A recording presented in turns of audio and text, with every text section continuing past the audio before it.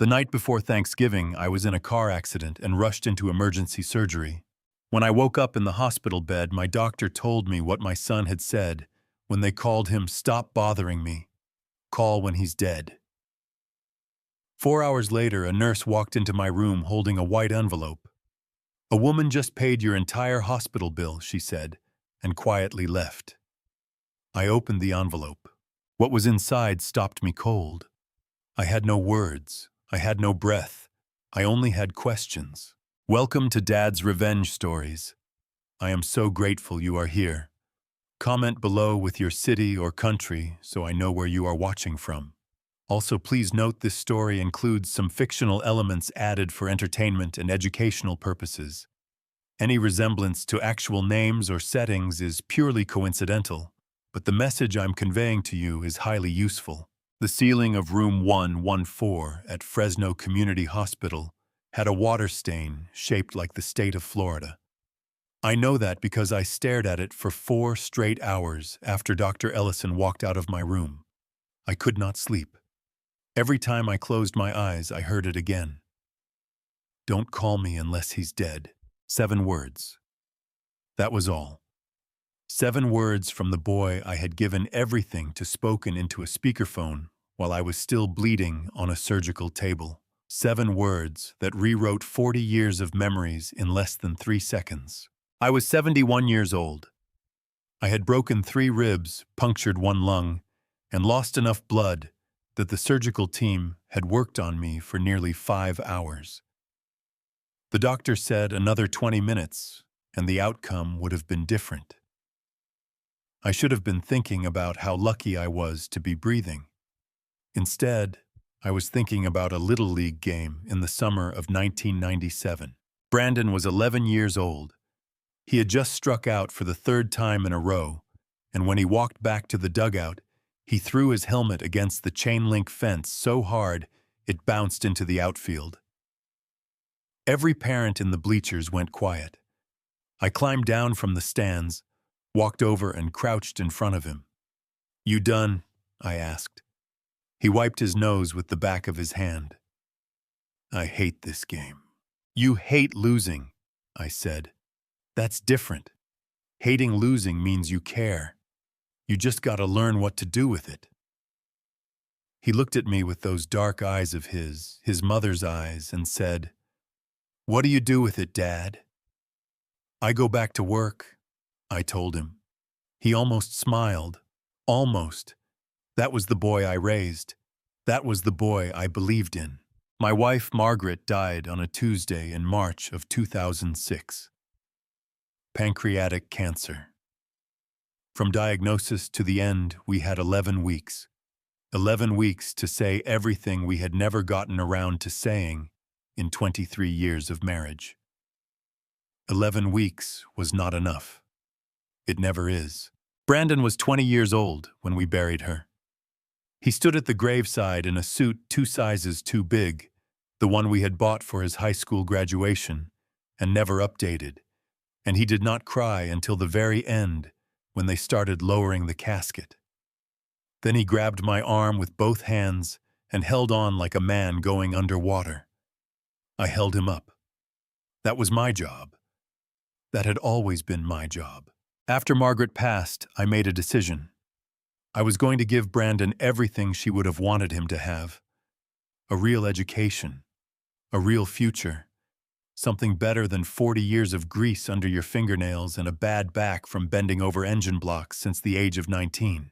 I was the foreman at Hollins Mechanical on North Blackstone Avenue for 31 years. I knew every bolt, every gasket, every sound a struggling engine makes before it gives out completely. I was good at my work. But good work at a machine shop in Fresno does not make you wealthy. It makes you steady. There is a difference. To pay for Brandon's tuition at California State University, Sacramento, I refinanced a portion of the shop equipment and took out a second lien on the property itself. $42,000 over 4 years. I did not tell Brandon how I got the money. I just handed him the enrollment confirmation and said, "You're going." He hugged me in the driveway of our house on Elm Creek Road. He smelled like the same soap he had used since he was a kid, Irish Spring.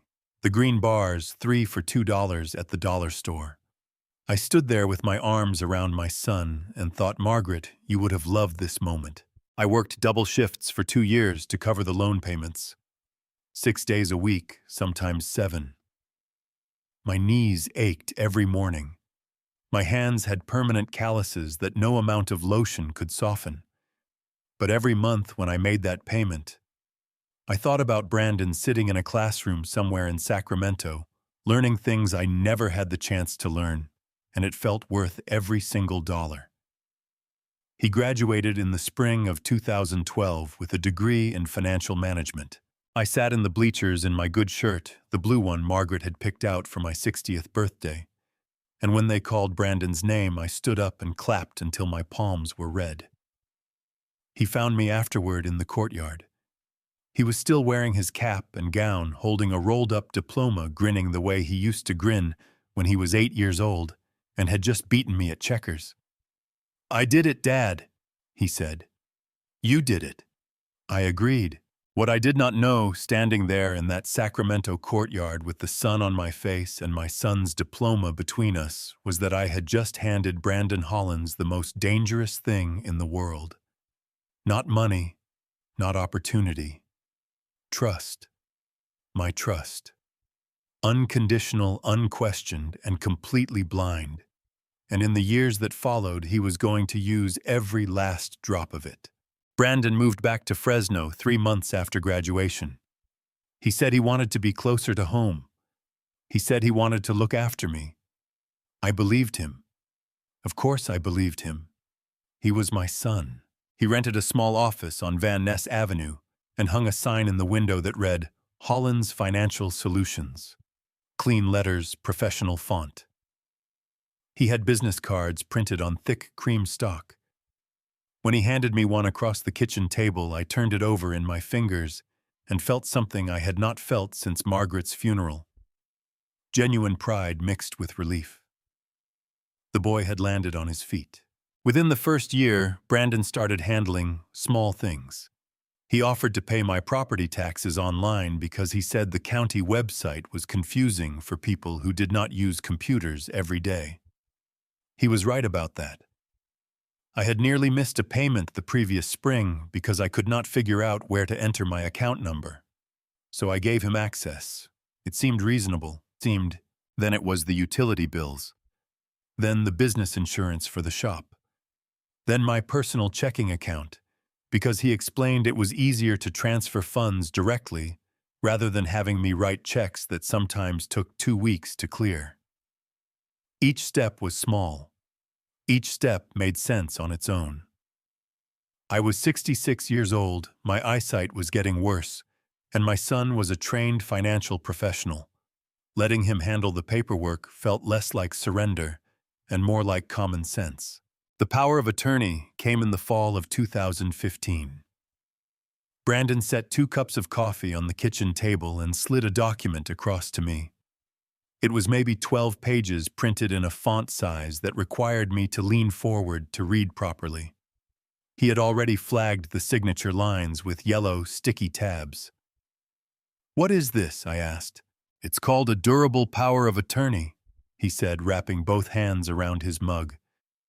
"Basically, it means that if something ever happens to you, a health emergency, something that leaves you unable to make decisions, I can step in and handle things legally. Pay bills, manage accounts, deal with the shop paperwork, so nothing falls through the cracks." I looked at the pages. 12 pages of legal language that might as well have been written in a foreign language. "Do I need a lawyer to look at this?" I asked. Brandon smiled. Not a big smile.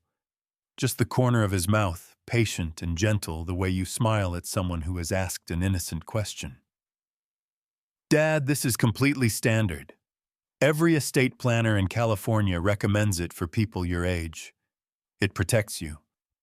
It just means I can act on your behalf if you ever can't act for yourself." He paused, then added, "I'm not going anywhere. This is just paperwork. It's like having a spare key to the house." I signed it. All 12 pages. I did not read past the third paragraph. What I did not understand, what Brandon knew perfectly well, and chose not to explain, was that a durable power of attorney in California does not require me to be incapacitated to take effect. Depending on how it is written, the person granted that authority can begin using it immediately. He could open accounts, transfer property, make financial decisions in my name, all while I was sitting healthy and completely unaware in my own living room. I found that out much later. Too much later. The birthday cards started that same year. Every November on my birthday, Brandon would arrive at the house with a card and a small gift, a bottle of bourbon. I liked a new pair of work gloves, once a folding knife with a walnut handle. Inside each card was a small slip of paper. He always explained it the same way. "Just sign here, Dad. It's a receipt so I can log the gift as a personal expense for tax purposes. Keeps everything clean with the IRS." It sounded reasonable. Everything Brandon explained always sounded reasonable. I signed every single one. I signed in 2015, in 2016, in 2017, all the way through to 2022. 7 years of birthday receipts. 7 years of my own signature collected and cataloged by my son, like a man building a very particular kind of ammunition. I know that now. I did not know it then. Arthur Gaines called me on a Thursday evening in October of 2022. Arthur and I had been friends since 1988, the year his family moved in 3 houses down on Elm Creek Road. We had watched each other's kids grow up, shared tools across the fence, argued about the San Francisco Giants for 30 years, without either of us changing the other's mind even once. "Jerry," he said, "I need to talk to you about Brandon." His voice had a tone I had not heard from Arthur before. Careful, like a man walking across ice and testing each step. "What about him?" I asked. "I introduced Ed Kowalski to him last month. Ed wanted help moving his retirement savings into something with better returns." Arthur paused. "Ed signed some paperwork.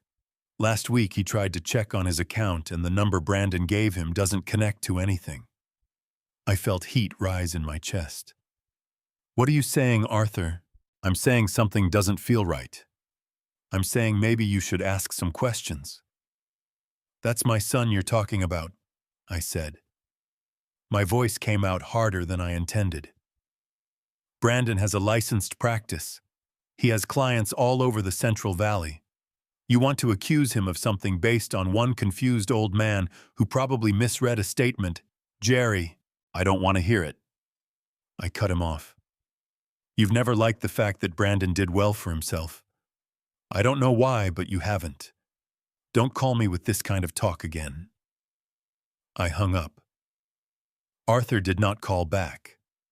I told myself it was because he knew he was wrong. Now I understand it was because he cared enough about our friendship not to push a man who was not ready to hear the truth. I stared at the ceiling of room 114 and thought about that phone call for a long time. I had chosen Brandon over Arthur. I had chosen blood over 40 years of honest friendship. And somewhere across town, in a house that still had my name on the mailbox, but no longer had a lock I could open, my son was sleeping just fine. The Wednesday before Thanksgiving is the busiest travel day of the year in America. Every highway, every airport, every grocery store in the country turns into a slow-moving river of people trying to get somewhere before Thursday. In Fresno, that means the parking lot at Walmart on Blackstone fills up by noon and stays full until closing. It means the checkout lines at Save Mart stretch back into the cereal aisle. It means if you want a fresh turkey at 5 in the afternoon, you had better know which stores still have them. I had forgotten to buy the turkey. It sounds foolish now. A man my age living alone, forgetting the one thing that makes Thanksgiving what it is. But the truth is, I had been distracted all week. Brandon had called on Sunday to say he might not make it for the holiday, a client dinner in San Francisco. he said, possibly running through Thursday. He sounded the way he always sounded when he was brushing something off. Smooth, unbothered, like a man reading from a script he had memorized years ago. I said it was fine. I told him not to worry. Then I spent the next 3 days telling myself it actually was fine, which is how I ended up at 5:15 on a Wednesday evening, pulling my 2009 Ford F-150 out of the driveway on Elm Creek Road and heading toward the Shop and Save on Madera Avenue. Brandon had borrowed that truck the previous weekend. He used it to haul some boxes, he said. He returned it Sunday night with a quarter tank of gas and a receipt from a storage facility on Chestnut that I did not recognize sitting in the cup holder. I meant to ask him about it. I forgot. I was thinking about that receipt when I turned onto Madera Avenue. The evening was cold and clear, the kind of California winter night that tricks you into thinking it might actually freeze. The streetlights had just come on. Traffic was light. I was doing 32 miles an hour, I remember, because I had glanced at the speedometer when I saw the light at the intersection turn yellow. I eased off the gas. I was going to stop. I never got the chance. The truck that hit me was a 2018 Kenworth box truck, fully loaded, coming through the intersection from the cross street. The driver's name was Mickey Dunn. He was 45 years old, a contract delivery driver who had been running routes through the Central Valley for 11 years. He had never had an accident. Not one. What Mickey Dunn had on the night of November 27th was $38,000 in debt that he could not pay. He had borrowed money 18 months earlier to cover medical bills for his youngest daughter. He had gone to a private lender, the kind that does not advertise on television and does not offer payment plans, the kind that charges interest rates that compound weekly, the kind that, when payments fall behind, sends people to your house to remind you in ways that do not require paperwork. Brandon Hollins had introduced Mickey to that lender. Mickey had spent 2 weeks trying to reach Brandon directly. Phone calls, voicemails, a handwritten letter left at the office on Van Ness Avenue.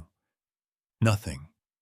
On the night of November 27th, Mickey Dunn drove past Elm Creek Road and saw a dark blue Ford F-150 backing out of a driveway he recognized. He had picked Brandon up from that house once, 14 months earlier, when Brandon's car was in the shop.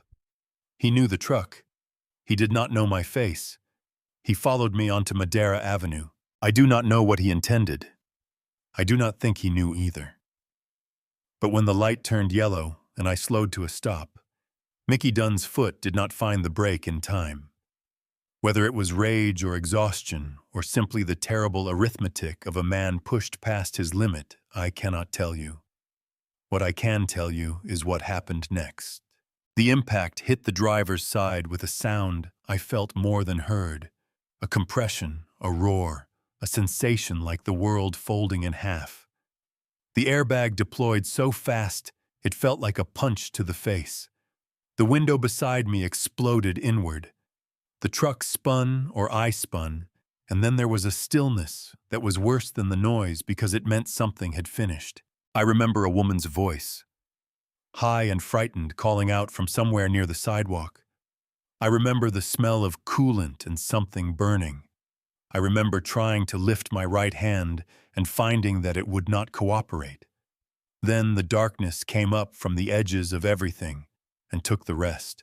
I woke up in room 114 at Fresno Community Hospital at 11:47 in the evening, according to the clock on the wall across from my bed. Dr. Ellison was standing at the foot of the bed, reviewing a chart.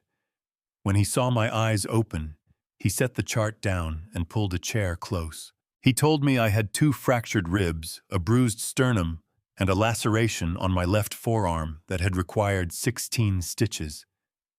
He told me I had lost a significant amount of blood and that the surgical team had been working on me since approximately 6 in the evening. He told me I was going to be all right. Then he told me about the phone call. He had reached Brandon at 8:43. He explained my condition, my location, the severity of the injuries. He asked Brandon to come to the hospital. Dr. Ellison looked at me with the expression of a man who had delivered difficult news before, but had never quite gotten used to it. He said he was sorry. He said I was not supposed to find out this way. Then he repeated word for word what my son had said on the other end of that line. "Don't bother calling again. Call me when he's dead." I did not cry. I did not shout. I lay in that hospital bed with 2 cracked ribs and a bruised sternum, and I looked at the water stain on the ceiling of room 114, and I felt something I had never felt before in 71 years of living. I felt the exact moment a man stops being a father and starts being a witness. Thanksgiving morning arrived, the way bad news always does, quietly without warning, while you are still trying to make sense of everything that came before it. By 3 in the morning, the ward had gone still. The overhead fluorescents in the hallway had dimmed to their nighttime setting, casting a pale amber glow under the door of room 114. Somewhere down the corridor, a monitor beeped in slow, steady intervals. A cart wheeled past. Footsteps faded, then silence again. I had not slept. My ribs ached every time I shifted position, and the pain medication they had given me was strong enough to blur the edges of things, but not strong enough to pull me under completely. So I lay there in that half-lit room with my left arm connected to an IV line, and my mind turning over the same 7 words on an endless loop. Call me when he's dead. I had raised that boy. I had packed his lunch every morning from 1st grade through 8th. I had taught him to change a tire in the parking lot of Fresno Community College on a Sunday afternoon when he was 15 and furious at me for making him learn something, so in his words, completely pointless. I had sat in the waiting room of Mercy Medical Center when he broke his collarbone falling off a friend's roof at 17. And I had not yelled at him once, not even when I found out the roof belonged to a house he was not supposed to be at. I had given that boy everything I had, and he had told my doctor not to call him unless I was dead. I heard the door open just before 4 in the morning. Nurse Martha Reyes had been assigned to my room since I came out of surgery. She was a compact woman in her mid-50s, with silver-streaked hair, pulled back tight, and the kind of unhurried efficiency that only comes from doing something difficult for a very long time.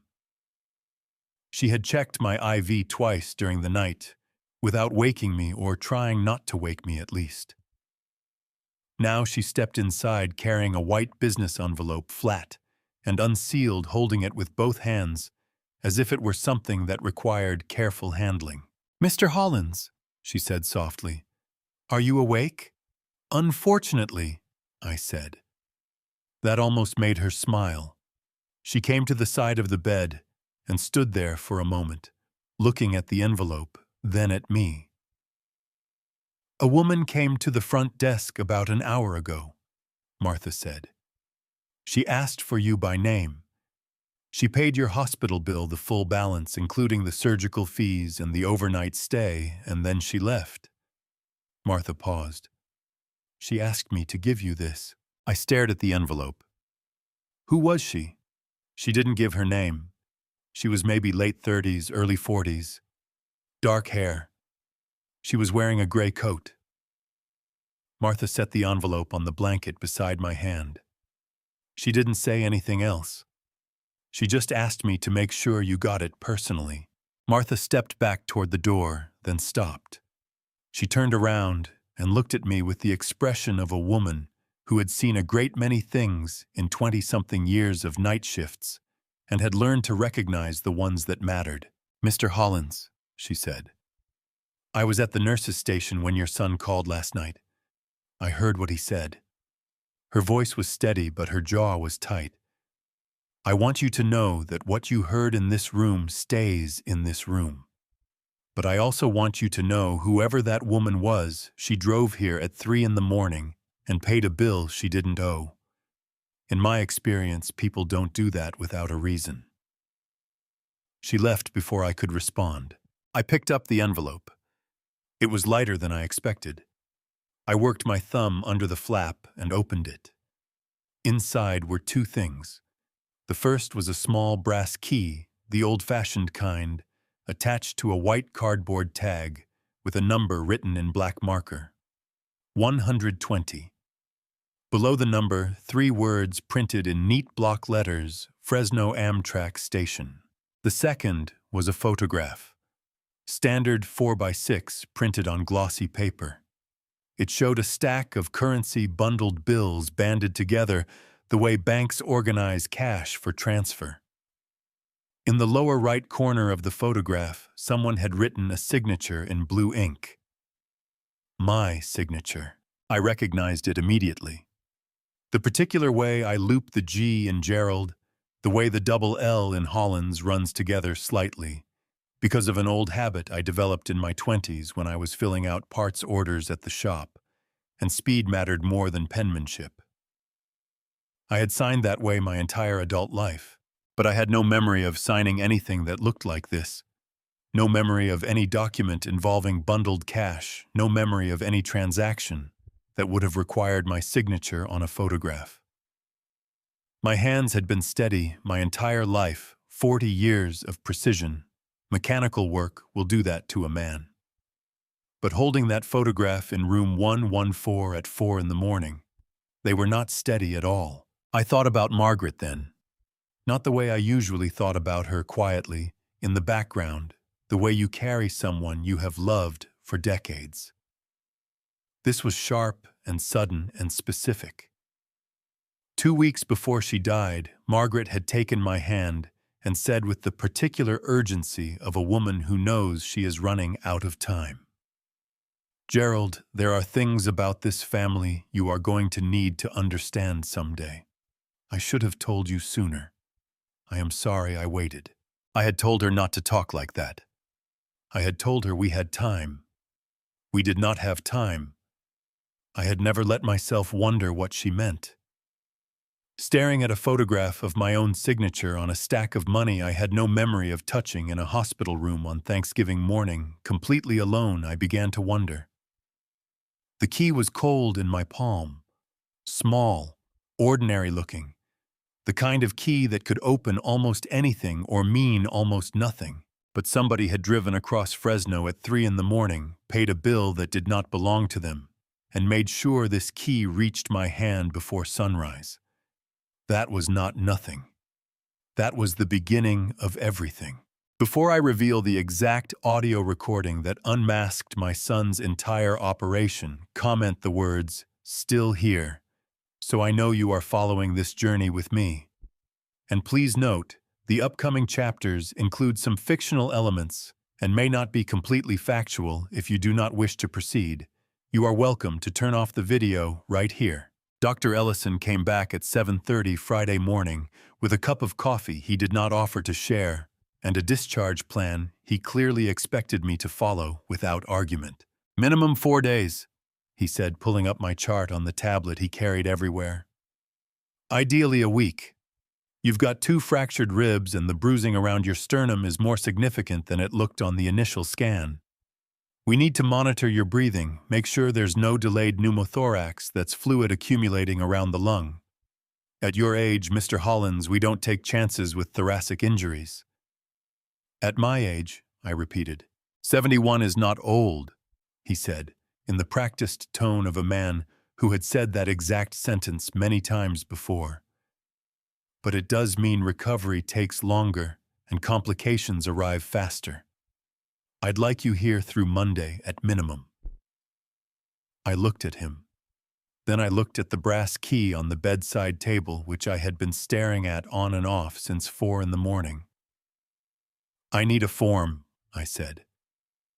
Dr. Ellison lowered his tablet.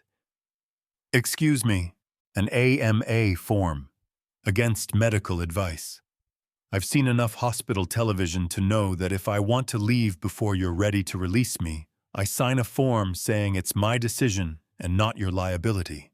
I'd like that form, please." He stared at me for a long moment. In his defense, he tried. He explained the risks in careful, methodical detail, the possibility of a punctured lung, If I moved wrong, the danger of internal bleeding that had not yet fully declared itself, the particular vulnerability of the thoracic cavity in patients who had experienced blunt force trauma. He was thorough, and he was right about all of it. I signed the form anyway. The AMA process at Fresno Community Hospital required my signature in 3 places: a verbal confirmation that I understood the risks I was accepting, and a mandatory 15-minute wait while the nursing staff prepared discharge paperwork and removed my IV line. Martha Reyes handled the paperwork herself. She did not try to talk me out of it. She just worked quickly and efficiently, the way she did everything, and when she handed me the discharge folder, she held on to it for 1 extra second before letting go. "Whoever she was," Martha said quietly, "she came back." I looked up. "What?" "The woman from last night. She drove past the hospital entrance twice this morning." Slowly. Martha met my eyes. "I don't know what that means, but I thought you should know." I thanked her. I meant it more than I could say. I was sitting in the discharge waiting area near the main entrance, moving carefully, because every breath reminded me what 2 cracked ribs felt like when the automatic doors slid open and Lily came through them at a near run. Lily Hollins was 16 years old, and the closest thing to family I had left in this world. She was the daughter of my younger brother Daniel, who had passed from a heart attack 8 years ago at the age of 53. Daniel's wife had moved back to her parents in Phoenix the following year, and Lily, 9 years old, and quiet, in the particular way of children who have lost too much too soon, had come to live with me on Elm Creek Road. I had raised her the same way I had raised Brandon. Completely. Without reservation. The difference was that Lily had never once given me a reason to doubt her. She was wearing a green hoodie with the Fresno State logo on the front. Her dark hair pulled back in a messy braid, and her eyes were red in the way that meant she had been crying in the car on the way over and had stopped only recently. She crossed the waiting room in about 4 steps and grabbed my good arm with both hands. "I've been calling since last night," she said. Her voice cracked on the last word. "Nobody would tell me anything except that you were in surgery. I drove to the hospital at midnight, and they said only immediate family could come back, and I told them I was your granddaughter, and they still wouldn't let me in, and I had to sit in the parking lot until visiting hours started at 7 and—" "Lily," I put my hand over hers. "I'm all right." She looked at my face with the careful attention of someone checking for evidence. Then she looked at the discharge folder in my lap. "They're letting you go already?" she asked. "Isn't that fast? You just had surgery yesterday." I asked to leave. Her eyes went wide. "Why? Because I have somewhere to be." She opened her mouth, closed it. And then, because she had lived with me long enough to know when an argument was worth starting, she simply tightened her grip on my arm and said, "Okay, tell me where." I almost smiled. She had her father's stubbornness and her grandmother's instinct for knowing when to push and when to hold. I had always been grateful for both. "Fresno Amtrak Station," I said. "Locker 120. She did not ask why. She just nodded and pulled out her phone to look up the address. We were halfway to the exit when she stopped walking. Her hand tightened on my arm again, harder this time. "Opa?" She said she had called me that since she was 3, some half-remembered word from a book Daniel used to read her, and it had stuck. "I need to tell you something. About the house." I looked at her. Her jaw was tight, the way a 16-year-old's jaw gets when she is trying very hard to be older than she is. "I drove past Elm Creek Road last night, after they wouldn't let me into the hospital. I needed to go somewhere familiar. And there were 2 trucks parked out front. Big ones. And men carrying things out. The air in my lungs went very still. "What kind of things?" I asked. Lily's voice dropped to almost a whisper. Boxes, furniture, the big mirror from the hallway. She swallowed hard.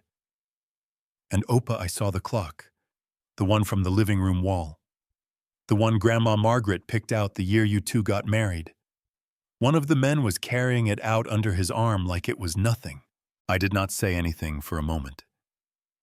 I stood in the discharge area of Fresno Community Hospital on the Friday after Thanksgiving, with 2 cracked ribs and a brass key in my coat pocket, and my 16-year-old granddaughter looking at me like she was terrified of what I was going to do next. All right, I said finally. My voice came out steadier than I expected. Let's go to the station. The Fresno Amtrak station on Tulare Street is not a grand building.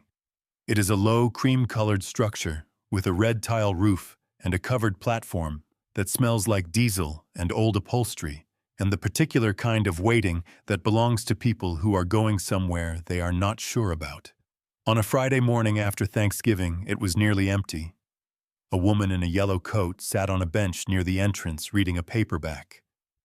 A teenage boy pushed a luggage cart with one squeaky wheel past the ticket windows. A pigeon walked in deliberate circles near the far door like it had somewhere important to be, and could not quite remember where. Lily held my arm the entire walk from the parking lot. She did not make a production of it. She just kept her hand tucked under my elbow, steady and quiet, adjusting her pace to mine without being asked. I had walked slowly since the surgery. Every step pulled at my ribs in a way that was not exactly pain, but was close enough to remind me it was there. The storage lockers were along the east wall past the waiting area and down a short corridor that smelled like industrial cleaner. They were the old-fashioned kind, metal-painted gray, numbered in black stencil. The kind you find in bus stations and airports and train depots all over America, unchanged since 1970, because there is simply no better design for the purpose. Locker 120 was at the end of the second row, bottom level. I crouched down slowly, carefully, with one hand on the wall for balance, and fitted the brass key into the lock. It turned on the first try. The door swung open. Inside were 2 items. A composition notebook, the kind with the black and white marbled cover that every American schoolchild has used at some point, sitting flat on the bottom of the locker. And on top of it, a small digital voice recorder, gray plastic, the size of a deck of cards, with a yellow sticky note attached to the front. The note said, "Play this first." I picked up the recorder. My ribs protested the angle. I straightened up slowly, leaning against the locker bank, and held the recorder where I could see the buttons clearly. Lily stood beside me. She had gone very still. "Opa," she said. "Do you want me to?" "Stay," I said. "Please." She nodded and moved half a step closer. I pressed play. There was a soft burst of static. Then the sound of a room ambient noise, the low murmur of what might have been a restaurant or a bar, the faint clink of glasses being set on a hard surface. Then a voice I would have recognized in my sleep, in the dark, at the bottom of the ocean. Brandon. He was laughing. Not the laugh I remembered from his childhood, the genuine, unguarded thing that used to come out of him when something actually surprised him. This was a different laugh. Looser. Comfortable with itself in a way that made my stomach turn. "The beauty of it," Brandon said, "is that they bring the names to you. You don't even have to look. You just have to be in the right room with the right last name." A second voice responded, male, slightly older by the sound of it, with a flat Midwestern accent I did not recognize. "And the old man's name still carries that much weight. Hollins Mechanical has been on North Blackstone for 30 years, Brandon said. You say you're Gerald Hollins' son in this zip code. People open their checkbooks before you finish the sentence. I put my hand on the locker door to keep myself upright. What about the accounts? The second voice asked. Rolled over, Brandon said. Every one of them. Sarah Kowalski, you remember her. Widow lives on the corner of Elm Creek and Peach.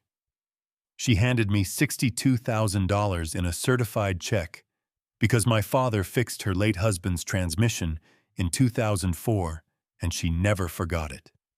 62,000 for a quilt fund that exists on one piece of paper in a drawer in my office. Lily made a sound beside me, small and involuntary, like something had hit her in the chest. The recording continued. And nobody's asked questions. Who's going to ask questions? Brandon's voice was almost cheerful now. Half of them are in their 70s. The other half are so grateful someone's paying attention to them that they'd sign anything I put in front of them. That's the thing nobody tells you about lonely old people. They're not looking for a good return on investment. They're looking for someone who remembers their name. Then he said something that made me close my eyes. My father built 40 years of trust in this neighborhood. Every dollar I've collected, he collected first. I'm just converting the currency. I stopped the recording. The corridor was very quiet. The pigeon from the waiting area had somehow found its way back here and was pecking at something near the baseboard 10 feet away. Somewhere on the platform, a train announcement played through a static-filled speaker. Lily took the recorder out of my hand very gently, the way you take something sharp away from someone who might hurt themselves with it. Her own hands were shaking. "Opa," she said, and her voice had aged about 10 years in the last 4 minutes. "How long has this been going on?" I did not answer right away. I reached into the locker and picked up the composition notebook. I opened it to the first page. Neat, careful handwriting, not Brandon's listed names, dates, and dollar amounts in 3 columns. The entries started in January of 2021 and ran forward in time page after page, filling the notebook more than halfway through. 23 names on the first count. Possibly more. I recognized almost every single one. Then, near the bottom of the 3rd page, I found something that made the ground feel uncertain under my feet. A familiar name written in the same careful hand as all the others, but with a small asterisk beside it, and a note in the margin recorded. March 14th, 2023 AG, Arthur Gaines. I thought about the phone call in October of 2022. Arthur's careful voice testing the ice. Something doesn't feel right. And me, hot with misplaced loyalty, telling him not to call again. The recording in my hand. The asterisk on the page. Arthur had not been calling to gossip. Arthur had been calling because he already knew. And instead of listening, I had hung up on the only man who had been trying to stop this. I closed the notebook. Lily was watching my face the way young people watch old people, when they are frightened, looking for signs that the adult in the room still has things under control. I did not know if I did, but I held the notebook tighter, straightened up against the pain in my ribs, and said the only true thing I had left to say. "A long time, Lily. Long enough." I heard him before I saw him. A voice unhurried and low coming from the end of the locker corridor. "You pressed play." It was not a question. I turned around slowly, one hand still on the locker bank. A man stood at the corridor entrance with both hands in the pockets of a black jacket, the quilted kind, nothing fancy, the sort you find at any farm supply store in the Central Valley, for $39. He was somewhere in his late 60s, compact and square-shouldered with a gray mustache, trimmed close, and the particular stillness of a man who had spent decades watching other people move through rooms without moving much himself. He was wearing a San Francisco Giants cap. I almost laughed. Lily stepped in front of me. She was 16 years old and 5'4", but she put herself between me and this stranger with the automatic certainty of someone who had decided that was her job and was not interested in discussing it. "Who are you?" she demanded. The man looked at her with something that might have been approval. "Raymond Decker," he said. I'm the one who put the key in the envelope. I put my hand on Lily's shoulder. It's all right. She did not move immediately. Then slowly, she stepped to the side, not back, just to the side where she could still see both of us at once. I made a note to tell her someday that her father would have done exactly the same thing. Raymond Decker walked down the corridor and stopped about 6 feet away. He did not offer his hand. He looked at the recorder and the composition notebook I was holding, then at my face reading something there that seemed to confirm what he had already expected. "How much did you hear?" he asked. "Enough," I said. "Who are you, and why have you been following my son?" "I haven't been following your son," Raymond said. "I've been investigating him. There's a difference." He reached into his jacket slowly, the way a man reaches into his jacket when he knows the other person is watching his hands, and produced a business card. It was worn at the corners. Raymond J. Decker, licensed insurance fraud investigator. Below that, a phone number with a 559 area code and the words "Retired Consulting" beneath the title. 22 years with Pacific Coast Mutual, he said. Fraud division. I retired 4 years ago. Kept my license because I had unfinished business. Brandon, I said. Brandon. He said the name the way you say a weather forecast. Factual, without heat. Raymond leaned against the locker bank across from me and crossed his arms. The first complaint came to my desk in 2019. A retired school teacher in Clovis, widowed 73 years old. She had invested her husband's life insurance payout with a financial advisor named Brandon Hollins. 8 months later, the account was empty, and the advisor was unreachable. He paused. Pacific Coast Mutual covered part of the loss because one of our policies was involved. I started pulling the thread. "How many?" I asked. At the time, 3 cases. By the time I retired, 11. The number in that notebook, he nodded at the composition book in my hands, is considerably higher. 23 names, I said. That I can see. Raymond nodded. There are more. Some people never reported. Embarrassment mostly. A few thought it was their own fault for trusting a stranger with their savings. He looked at me directly. Except Brandon wasn't a stranger to most of them. He was Gerald Hollins's son. That was the credential that opened every door. The words landed the way I knew they would. I had been bracing for them since the recording ended. It did not make them land any softer. "The woman," I said. "The one who paid my hospital bill." Raymond was quiet for a moment. Not the quiet of someone who does not know what to say.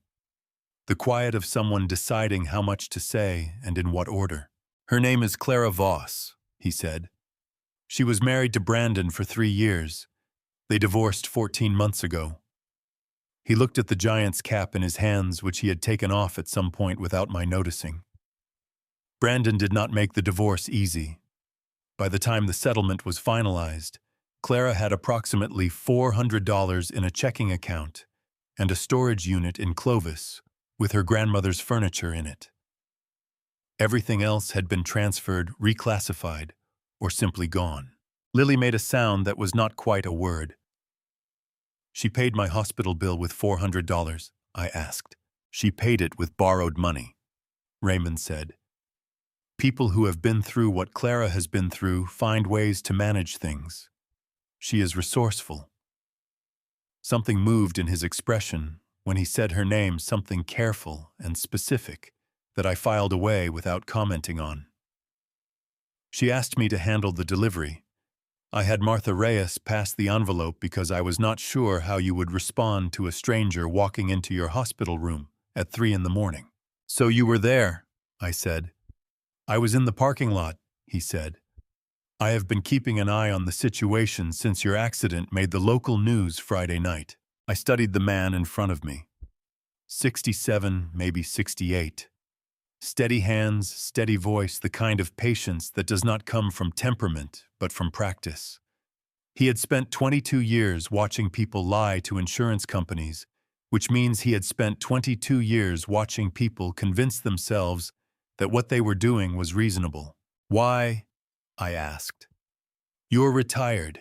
You said yourself you've had 11 cases that didn't go anywhere. Why are you still pulling this thread? Raymond put his giant's cap back on, adjusted the brim with 2 fingers. Because the last case I documented before I retired, he said, was a 68-year-old man named Edward Kowalski, retired machinist. Lost his entire pension, $112,000, to a private investment fund that Brandon created using a power of attorney signed by a client who had dementia and could not legally consent. Raymond looked at me. Edward Kowalski died of a stroke 8 months later. His wife Sarah has been living on Social Security and whatever her church brings over on Sundays. Sarah Kowalski. The name from the recording. $62,000 in a certified check because my father fixed her late husband's transmission in 2004. Sarah's husband had been Edward. I had known Ed Kowalski for 15 years. We had argued about the Giants together. We had shared tools across the fence at neighborhood block parties. I had attended his funeral. I had introduced him to Brandon at a neighborhood barbecue in the summer of 2018. Tell me what you need, I said. Raymond looked at me for a long moment.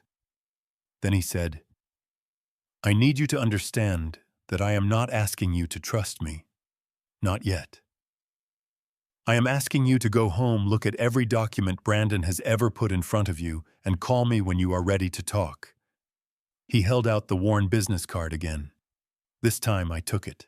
Lily reached over and took the composition notebook from my hand.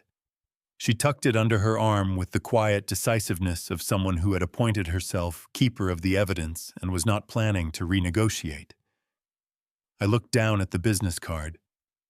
Then I looked at the empty locker 120 door still hanging open. I don't think going home is going to be as simple as it sounds, I said. Raymond nodded slowly, like a man who already knew that too. Lily wanted to come with me. I told her no. I told her to go home, meaning the house on Elm Creek Road, the only home either of us had known for the past 8 years, and to call me if anything seemed wrong. She argued for 4 minutes in the parking lot of the Amtrak station with the focused intensity of a teenager who has decided she is right and is prepared to document exactly why. I let her finish. Then I told her no, again got into her car, and had her drop me 2 blocks from the house so she would not be there when whatever was about to happen happened. I walked the rest of the way. Elm Creek Road on a Saturday morning in late November looks the way it always looks. Quiet, a little tired, the kind of street where people rake leaves on weekends and argue politely about whose turn it is to trim the hedge along the shared property line. The maple in my front yard had dropped everything by now. The branches were bare and gray against the pale sky. I had planted that tree the year Brandon started kindergarten. Margaret had picked the spot. My key did not fit the front door lock. I tried it twice thinking I had the wrong key on the ring, but there was only one house key, the same brass Schlager I had carried for 22 years, worn smooth at the edges from daily use. It went into the lock, but would not turn. The tumblers had been changed. I knocked. The door opened after about 30 seconds. Brandon stood in the frame wearing dark jeans and a collared shirt, holding a mug of coffee that smelled expensive, looking at me the way a man looks at a delivery he was not expecting and is not particularly pleased to receive. "Dad," he said. Not a greeting, just an identification. "The lock is different," I said. "I had it changed." He said it the way you say it's raining outside. Observational, unattached. "This is my house, Brandon. It's complicated right now." He shifted his weight, blocking the doorway with his shoulder, in a way that might have looked casual to someone who did not know him. "You should have called before coming over." "I should have called," I repeated. "I've been in the hospital." "I know." He took a sip of his coffee. "I'm glad you're feeling better." I looked at my son's face. I had known that face for 38 years. I had watched it learn to smile and learn to cry, and learn to do the particular thing it was doing right now, which was presenting itself as reasonable while being neither. I had taught him to shave in the bathroom mirror of this house. I had sat outside this front door on the porch swing, the one that was no longer there. I noticed every summer evening for 20 years. I need my medication, I said. My blood pressure prescription. It's in the bathroom cabinet. I also need clothes and my personal documents from the filing cabinet in the bedroom. Brandon reached into his back pocket and produced a folded set of papers. He held them out without coming closer, so I had to step forward to take them. The top page was a legal document, a property transfer agreement executed under durable power of attorney, signed with my name, notarized by a party I did not recognize, dated 14 months ago. You signed the house over to a property management LLC, Brandon said. 14 months ago before your checkup in October. I have the LLC under contract with a development group. The transaction closes in 3 weeks. California law governing durable power of attorney allows an authorized agent to execute real estate transactions on behalf of the principal, provided the power of attorney document explicitly grants that authority and the principal has not revoked the authorization. If the signature is genuine and the notarization is valid, the transaction is legally binding. I did not know whether my signature on that document was genuine or fabricated. I knew only that I had no memory of signing it. That signature is not mine, I said. Brandon looked at me with something that was almost pity. Dad, you've had a serious accident. You've been on pain medication. Memory issues after trauma are completely normal. I think when you've had more time to recover, Brandon. My voice came out flat and quiet. Where's your mother's clock? Something moved behind his eyes, just for a second. Then it was gone. I had some things cleaned out, he said. The house needed to be cleared for the transaction. You sold it, I said. You sold your mother's things. He did not answer. He did not need to. A Fresno County Sheriff's cruiser rolled slowly onto Elm Creek Road and stopped at the curb. Sheriff Dale Harris stepped out, a broad-shouldered man in his mid-50s with a trimmed gray beard and the careful expression of someone who had been called to do something he did not enjoy doing. He had been the county sheriff for 11 years. I had voted for him twice. He looked at me with genuine regret. Mr. Hollins, he said, I'm sorry about this. He held up a folded document, a civil court order granting temporary exclusive occupancy of the property to Brandon Hollins, pending resolution of a property dispute. I got the paperwork this morning. I have to ask you to step back from the property. Dale, I said. You know me. I do, he said. And I'm sorry. This is a civil matter. Until a court says different, my hands are tied. He lowered his voice. Get yourself a lawyer, Jerry. Today, if you can. I looked at the court order in Harris's hand. I looked at Brandon in the doorway, still holding his coffee, watching the scene with the composed attention of a man who had planned for exactly this outcome and found it proceeding on schedule. Then Brandon said, almost as an afterthought, Oh, there's one other thing you should probably know. He reached into his shirt pocket and produced a folded piece of paper, which he held out toward me. I had to liquidate the cemetery plot last spring, the one in Belmont Memorial for Mom. The estate needed the asset for tax purposes. The new owners have been notified. The world went very quiet. Margaret's grave. The plot we had chosen together on a gray afternoon in March of 2006, the week after her diagnosis, because she had wanted to be near the oak tree in the southeast corner, and she had made me promise to remember which one. The oak tree with the split trunk that looked, she said, like two people leaning on each other. I had visited that grave 112 times. I had kept count. I turned around. I walked back down the front path without another word. Behind me, I heard Harris say something to Brandon in a low voice that did not sound friendly. I did not stop to listen. I walked 2 blocks to where Lily was parked.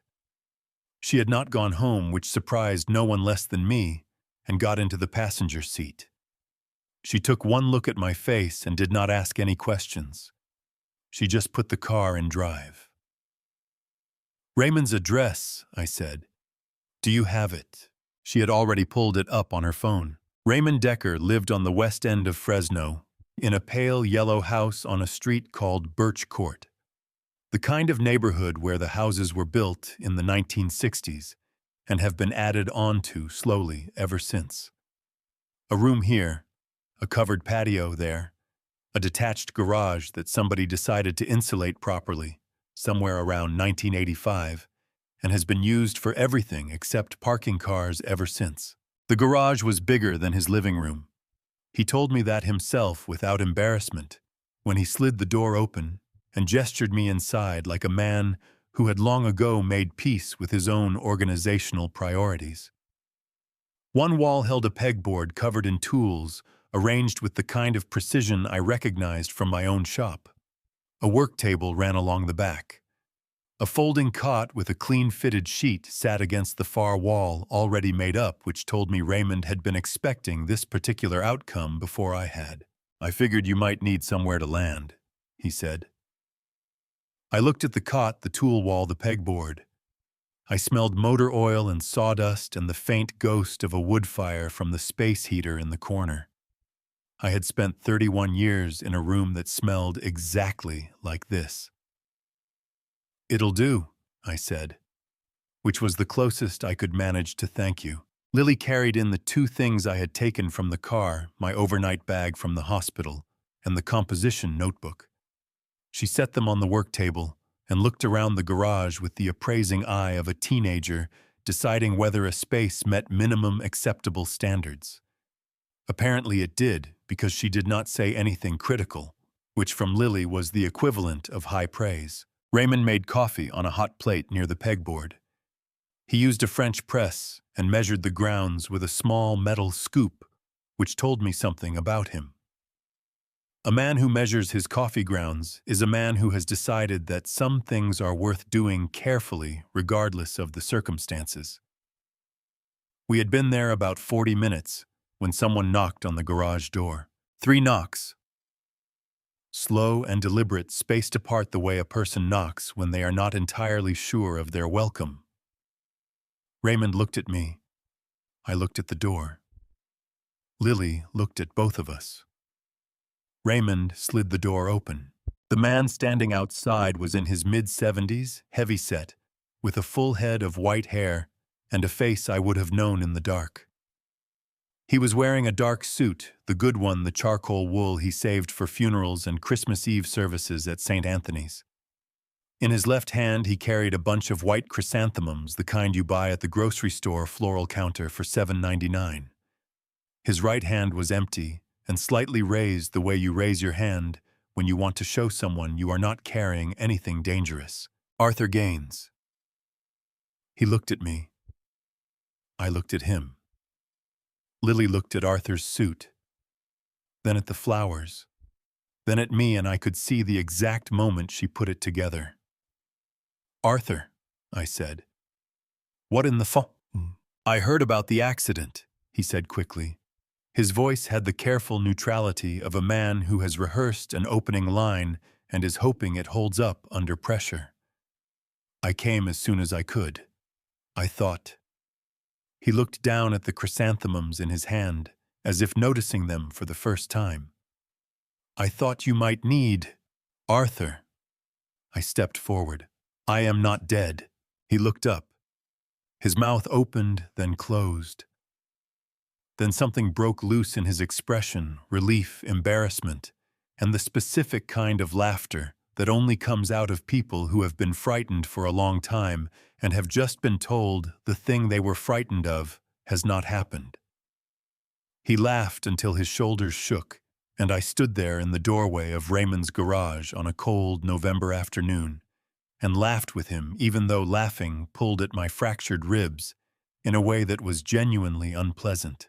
Lily said, "I don't understand," and neither of us could explain it to her for another 30 seconds. When Arthur finally got himself under control, he wiped his eyes with the back of his hand and held out the chrysanthemums. "I didn't know what else to bring," he said. "Come inside," I told him. "Raymond has coffee." Arthur stepped into the garage and nodded at Raymond with the brief, specific nod of two men who have already spoken on the telephone and are now meeting in person for the first time. That nod told me something I filed away for later. We sat Jerry on the cot, Arthur on a folding chair Raymond produced from behind the work table, Lily cross-legged on the concrete floor, because she said she preferred it, which I doubted, but did not argue with. Raymond leaned against the pegboard with his coffee and waited. Arthur set the chrysanthemums on the work table. He wrapped both hands around his coffee mug and looked at the floor for a moment. Then he looked at me. "I owe you the whole truth," he said. "Not just the pieces." "Start wherever you need to," I told him. He nodded. "After you hung up on me in October of 22, I did not stop looking into Brandon. I want you to understand that I did not stop because I was angry. I stopped calling you because I knew you weren't ready. But I kept watching him." Arthur turned his mug in his hands. "In March of 23, I found a way to have a conversation with Brandon at the Elks Lodge dinner. I wore a small recorder in my jacket pocket." He paused. It was Raymond's recorder. Raymond and I had been in contact for about 4 months at that point. I looked at Raymond. He looked back at me without apology. "The recording in locker 120, I said. "Is mine," Arthur said. "Yes, I got what I needed that night. Brandon talked about the fund, about the families, about—" He stopped, steadied himself. "About you. About using your name." He looked up. "I could not bring myself to send it to you directly. I did not know how you would take it, so I held on to it. Then when Clara reached out to Raymond 6 months ago, Raymond introduced us and we decided the storage unit was the right way." "Clara knew about the recording?" I asked. "Clara contributed 3 pages of that notebook," Raymond said from the pegboard. "She kept records during the marriage. Dates, amounts, names. She did not know what to do with them alone. When she found us, the pieces started fitting together." I sat on the cot in Raymond's garage with 2 cracked ribs and no house and no money, and the composition notebook on the table beside me, and I thought about the years I had wasted, being certain I was right. "Arthur," I said, "I owe you an apology that is about 2 years overdue." Arthur shook his head. "Save it," he said. "Spend the energy on what comes next." He reached into his jacket pocket and set something on the work table beside the chrysanthemums, a folded piece of paper with a list of names written in his careful hand. 12 names, addresses beside each one. People he had identified in the past 18 months who had not come forward. "I've been waiting," he said, "for someone to go knock on those doors with me." I picked up the list. I looked at the 12 names. Then I looked at Arthur, Raymond, and Lily in that order. "All right," I said, "starting Monday." Monday came gray and cold, the way early December mornings in Fresno sometimes do when the Thule fog rolls in off the valley floor overnight and sits on everything until noon. We left Raymond's house at 8 in the morning, Raymond, Arthur, and I in Raymond's 12-year-old Chevy Silverado, with the composition notebook on the seat between us and Arthur's handwritten list folded in my shirt pocket. We started with the names we knew. The first door we knocked on belonged to a man named George Tillman, 74, retired electrician, who lived alone in a greenhouse on Princeton Avenue with a hand-painted mailbox and a wind chime on the front porch that sounded like it had survived several Fresno winters and was not planning to stop. George answered the door in a bathrobe and looked at the three of us on his porch with the wariness of a man who had learned to be careful about unexpected visitors. When I told him why we were there, he did not say anything for a long moment. Then he stepped back and held the door open. We sat in his kitchen for 40 minutes. George Tillman had invested $22,000 with Brandon in the spring of 2022 money he had put aside over 11 years from a disability settlement after a workplace accident took 2 fingers from his left hand. He had signed the paperwork at his own kitchen table while Brandon sat across from him with a laptop and a thermos of coffee explaining the returns in language that sounded professional and reassuring. 6 months later, the account number Brandon had given him connected to nothing. "I didn't report it," George said. He was looking at the table, not at us.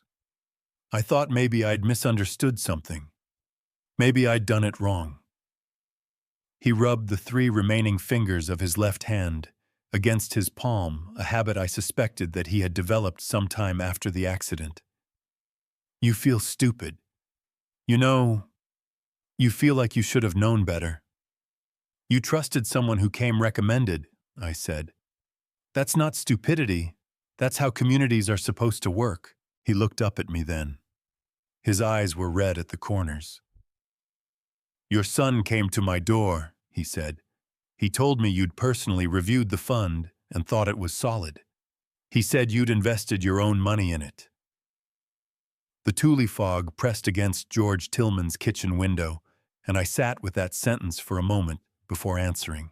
"I didn't," I said. "I didn't know anything about it. And I am sorry, George. I am deeply sorry that my name was used to take something from you that you worked 11 years to save." George was quiet. Then he reached across the table and shook my hand. His grip was firm in spite of everything. We knocked on 9 more doors that week. Some people let us in. Some did not. A woman on Dakota Avenue looked through the peephole, recognized my face, and told us through the door that she had nothing to say and we should leave. I did not blame her. A retired postal carrier on West Shields named Calvin Hooper sat with us for 2 hours and showed us a binder he had been keeping. Receipts, email printouts, a series of voicemails from Brandon that Calvin had recorded on his own because he said something had felt wrong from the beginning and he had wanted documentation. "I just didn't know who to give it to," Calvin said. Raymond took the binder. By Thursday evening, we had spoken to 14 families. 11 had agreed to be part of whatever came next.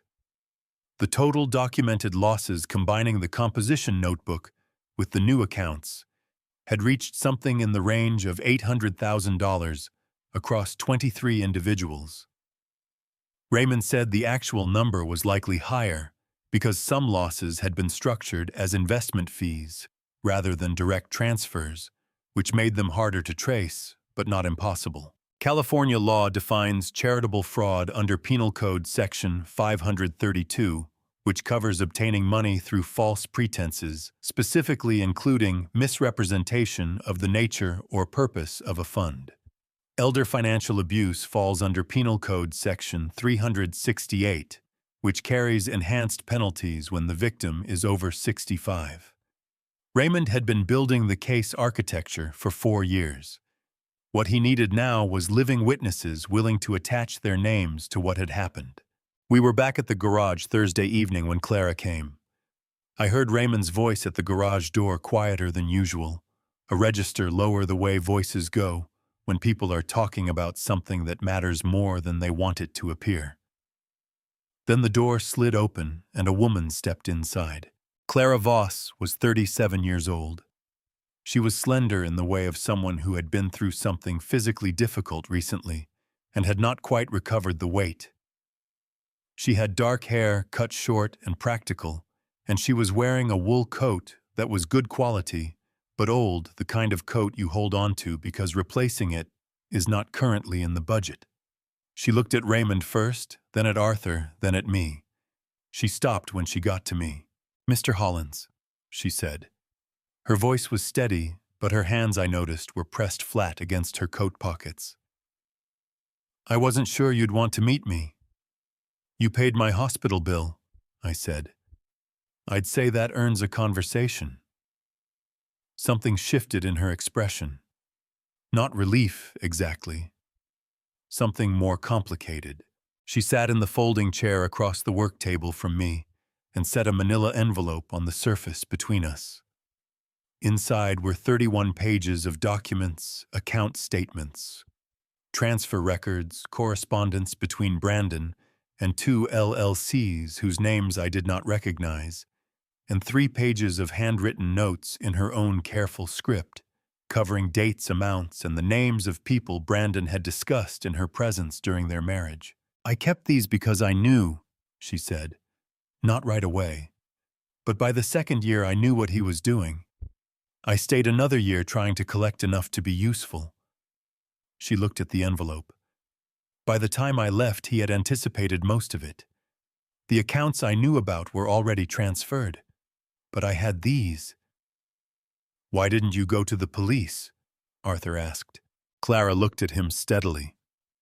I did. Twice. The first time they told me it was a civil matter.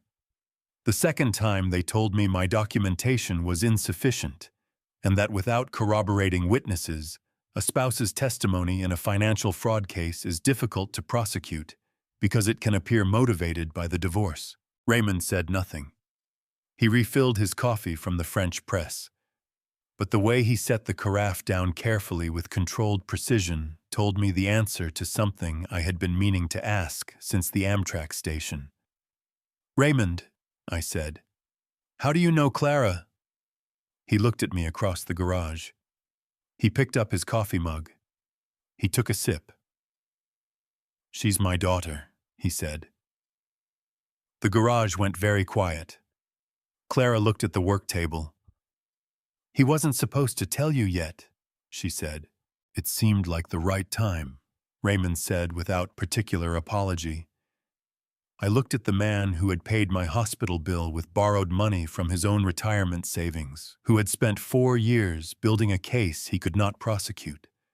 A loan who had found me through a news report and driven to a hospital parking lot at midnight and waited because he needed someone who knew Brandon from the inside. I looked at Clara, who had stayed in a marriage she knew was wrong for an extra year, to collect 31 pages of evidence, then driven to a hospital at 3 a.m. to pay a bill for a man she had never met, because she understood better than anyone what it meant to be left with nothing by the same person. All right, I said. I picked up the manila envelope. Let's see what we have. Raymond found it on a Tuesday morning.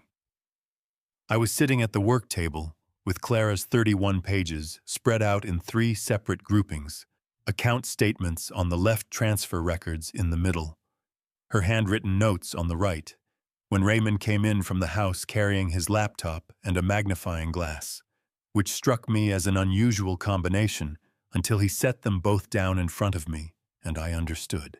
On the laptop screen were 2 documents displayed side by side.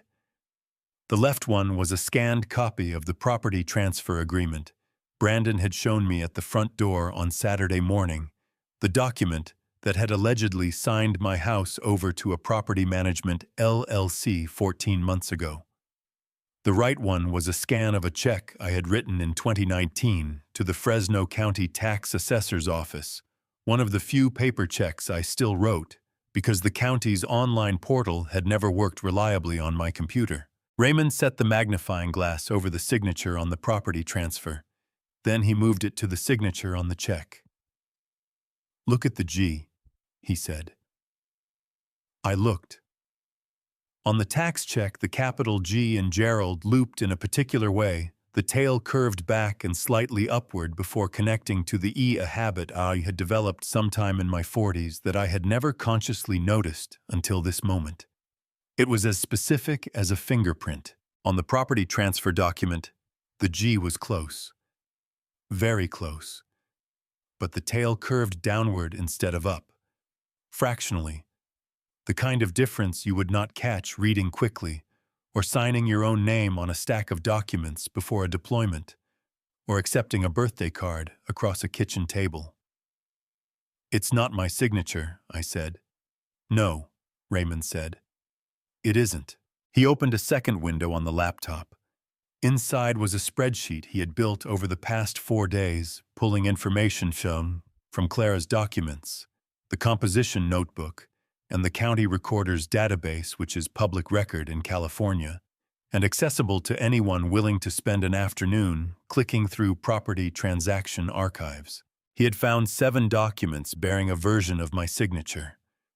The property transfer, 2 account authorization forms, a letter of investment intent used to establish one of Brandon's Shell LLCs, a beneficiary change form on a life insurance policy I had not known existed, 7 documents, 7 forged signatures. Under California Penal Code Section 470, each instance of forgery involving a financial instrument or real property document is a felony carrying up to 3 years in state prison per count. "How did he practice?" I asked. My voice sounded strange to me, flat like a man reading from a card.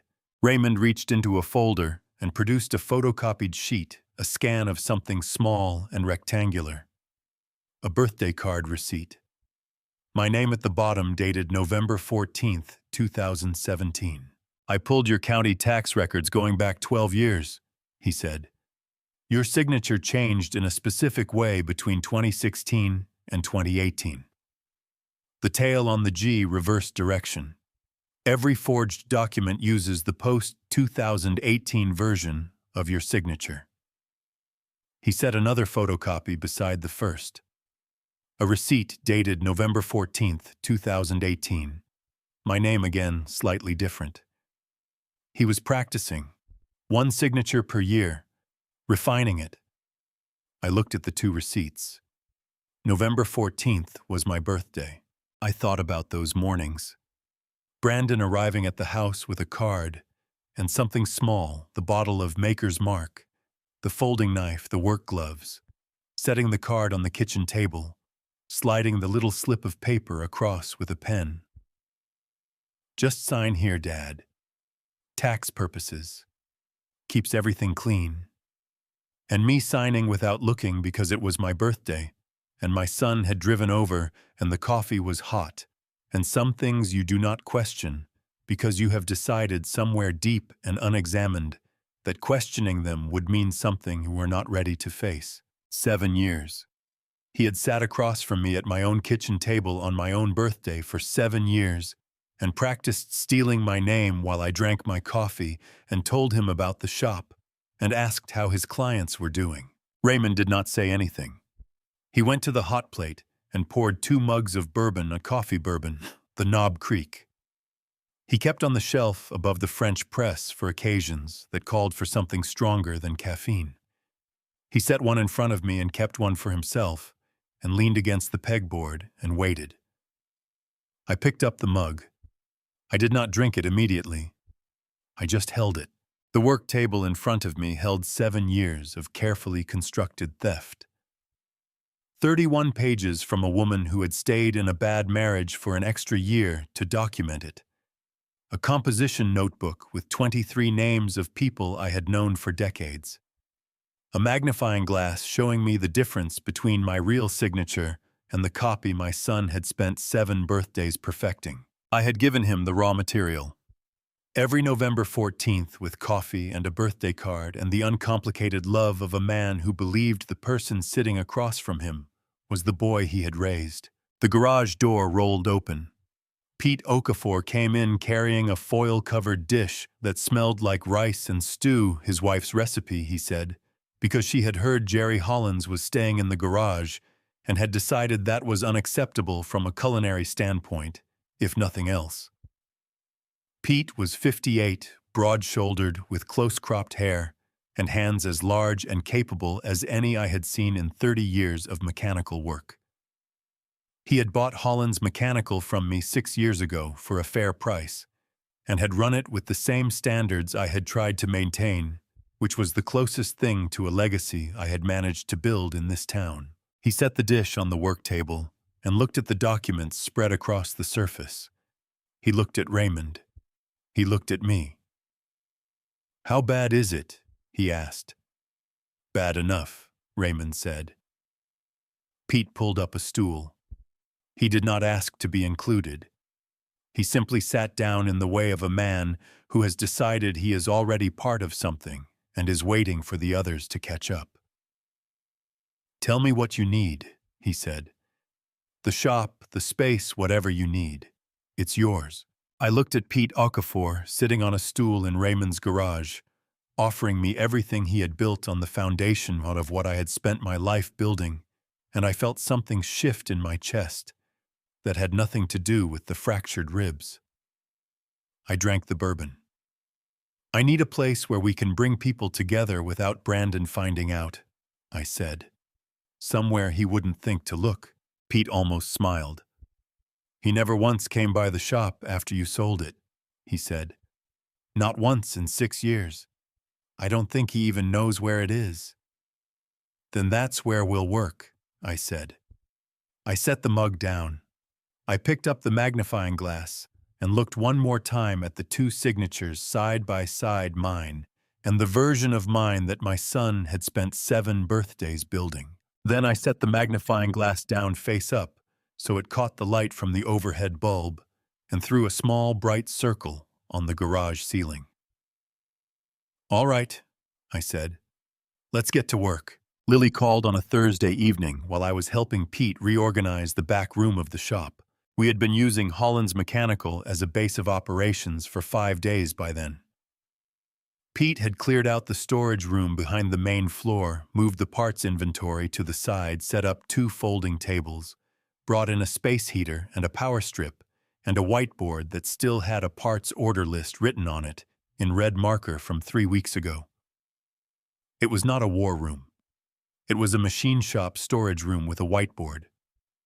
But it was ours, and Brandon had no reason to come anywhere near North Blackstone Avenue, which made it the most useful space in Fresno at the moment. I had just set down a box of manifold gaskets when my phone rang. "Opa!" Lily's voice was wrong immediately. Not scared exactly. Tighter than usual. The voice she used when she was trying to hold something together that wanted to come apart. "I need to show you something. Can I come to the shop?" "Come now," I said. She was there in 12 minutes. She came through the back door of the shop, still wearing her school backpack, which told me she had driven straight from wherever she had been without stopping.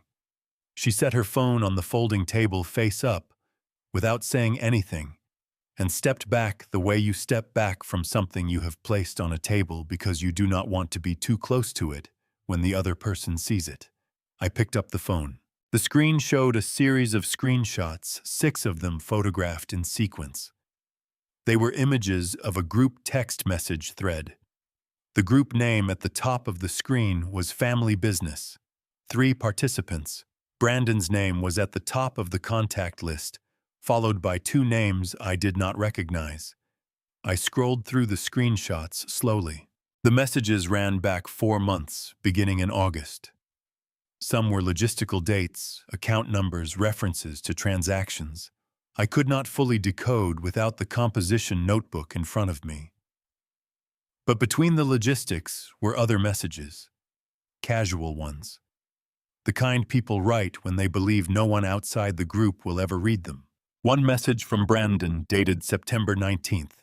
"The old wrench keeps asking about the Riverside account. Told him it was a quarterly delay. He bought it." Classic. The old wrench. I read it again. Then I read the response from one of the other participants, a message sent 11 minutes later. "How long can you keep him happy?" Brandon's reply. "Honestly, he's so checked out. He barely knows what month it is. Liability at this point more than anything." The third participant had responded with a laughing emoji and a single word, "Nursing home Brandon working on it. Got a referral from someone at Valley Care. Voluntary placement is cleaner than the alternative. Just need the right documentation." Lily was watching my face from across the table. Her arms were crossed over her chest, her jaw set. Her eyes doing the particular thing they did when she was trying not to cry and had decided crying was not an option right now. I kept scrolling. A message from October 3rd. Old Wrench tried to call Kowalski directly today. Intercepted it. Need to move faster on the account restructure. October 17th, liability getting mouthy with the neighbors. Someone's going to start listening. How's the Valley Care thing coming? Brandon's response, Doc signed the preliminary assessment. One more signature, and we can file for voluntary conservatorship. Give it 3 weeks. I set the phone down on the table. In California, a conservatorship is a legal arrangement in which a court appoints a responsible person to manage the financial affairs or daily life of someone deemed unable to do so themselves. A voluntary conservatorship petition requires a medical assessment from a licensed physician filed with the probate court. If granted, it would have given Brandon legal authority over every remaining decision of my life, medical, financial, residential, under the supervision of a court that would have known nothing about what had brought us to that point. He had been 3 weeks away from filing when the accident happened.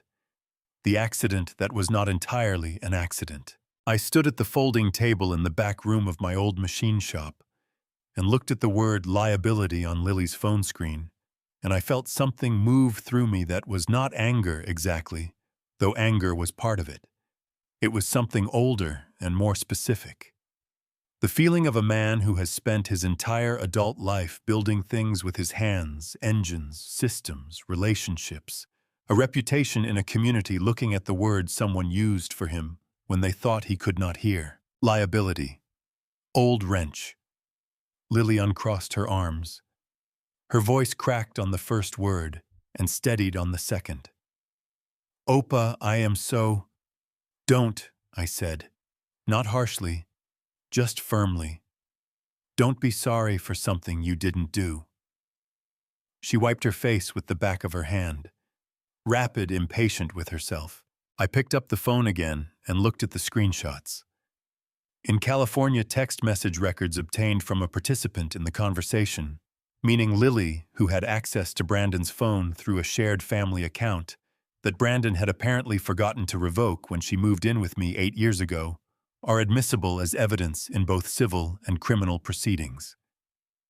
The screenshots showed the content, the timestamps, and the sender identifications. Raymond would know what to do with them. How did you get these? I asked. Family account, Lily said. I've been on it since I was 9. He never took me off. She paused. I found it 3 weeks ago. I've been trying to figure out if I should tell you. Why did you wait? She looked at me steadily. Because I didn't know how much more you could take at one time, she said. And I didn't want to be wrong about that. I looked at this 16-year-old girl standing in my old machine shop at 7 in the evening, with red eyes and a backpack still on her shoulders, who had spent 3 weeks carrying something this heavy, alone because she was trying to protect me from the weight of it. I put the phone in my shirt pocket. You did right, I told her. Waiting until you were sure. That's good judgment. She exhaled. Long and shaky, the kind of breath that releases something that has been held too long. My own phone buzzed on the table. A text from a number I did not recognize sent to Lily's number and forwarded to mine. It read, Hi Lily, my name is Diana Cho. I'm a reporter with the Fresno Gazette. I've been looking into several senior investment fraud cases in the Central Valley, and I believe your grandfather's situation may be connected to a broader pattern I've been documenting. I'd very much like to speak with him if he's willing. No pressure whenever he's ready. I read the message twice. Then I looked at Lily. Did you contact her? No, Lily said. She found me. I thought about that for a moment. A reporter who had been documenting a broader pattern, who had found Lily before we had found her, who had reached out with a message that was careful and patient and did not push.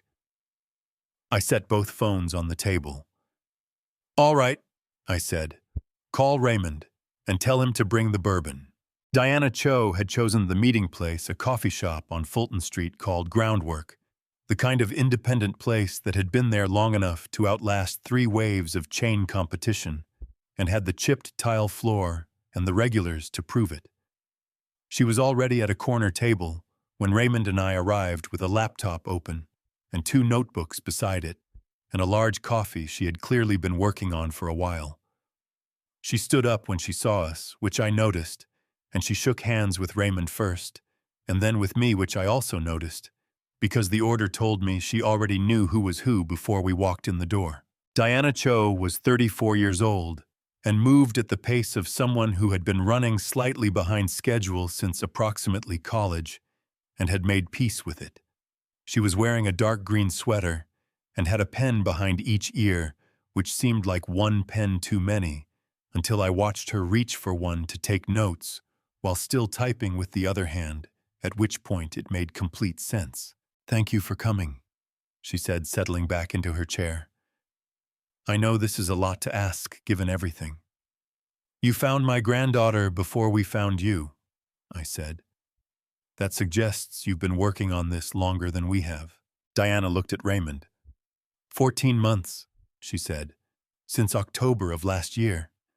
I started with a complaint filed with the California Department of Financial Protection and Innovation, a retired teacher in Clovis who had invested with a financial advisor named Brandon Hollins and lost her savings. I pulled the public filings and started finding threads." She turned the laptop to face us. "By the time I had 5 cases, I noticed a pattern. All of the victims had a connection to Gerald Hollins or Hollins Mechanical. All of them referenced that connection as the primary reason they trusted Brandon." "How many cases do you have?" Raymond asked.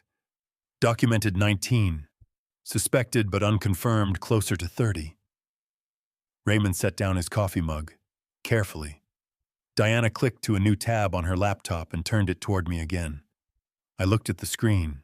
It was a GoFundMe page. The header image was a photograph of me lying in a hospital bed, taken, I realized, at Fresno Community Hospital in room 114, while I was unconscious after surgery. I was wearing a hospital gown. There were tubes in my arm.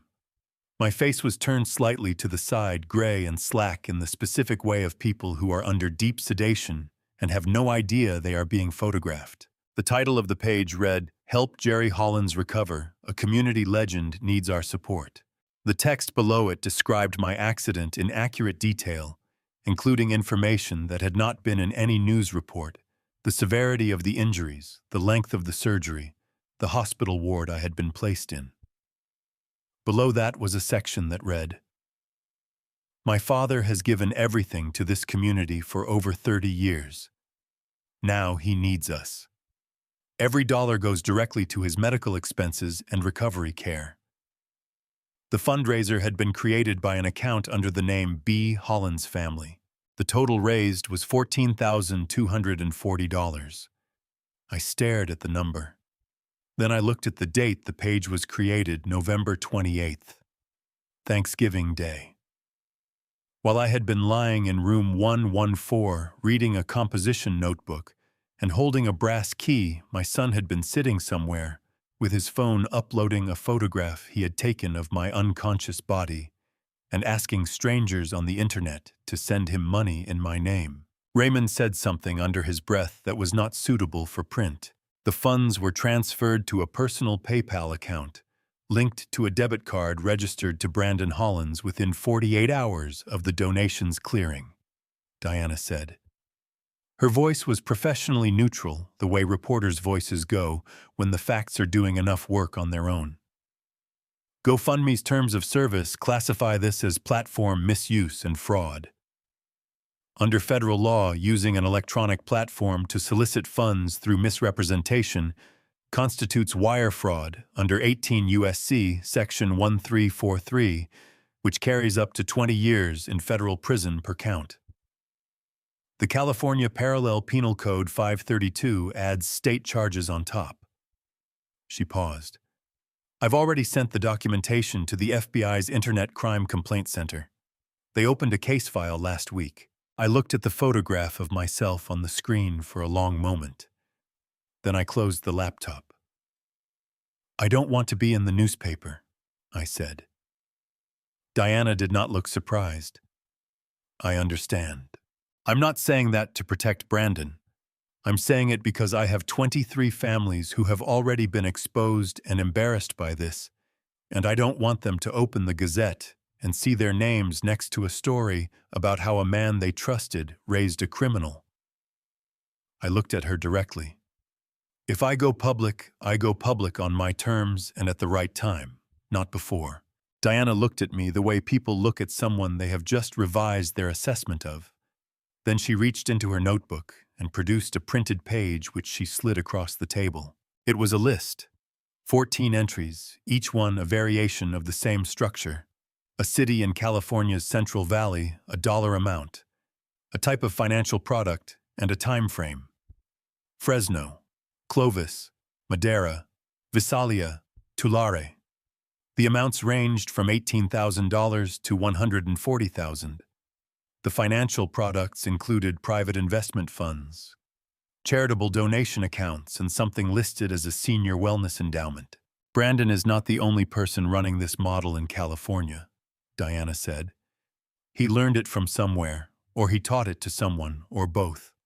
I don't know yet which." She tapped the list.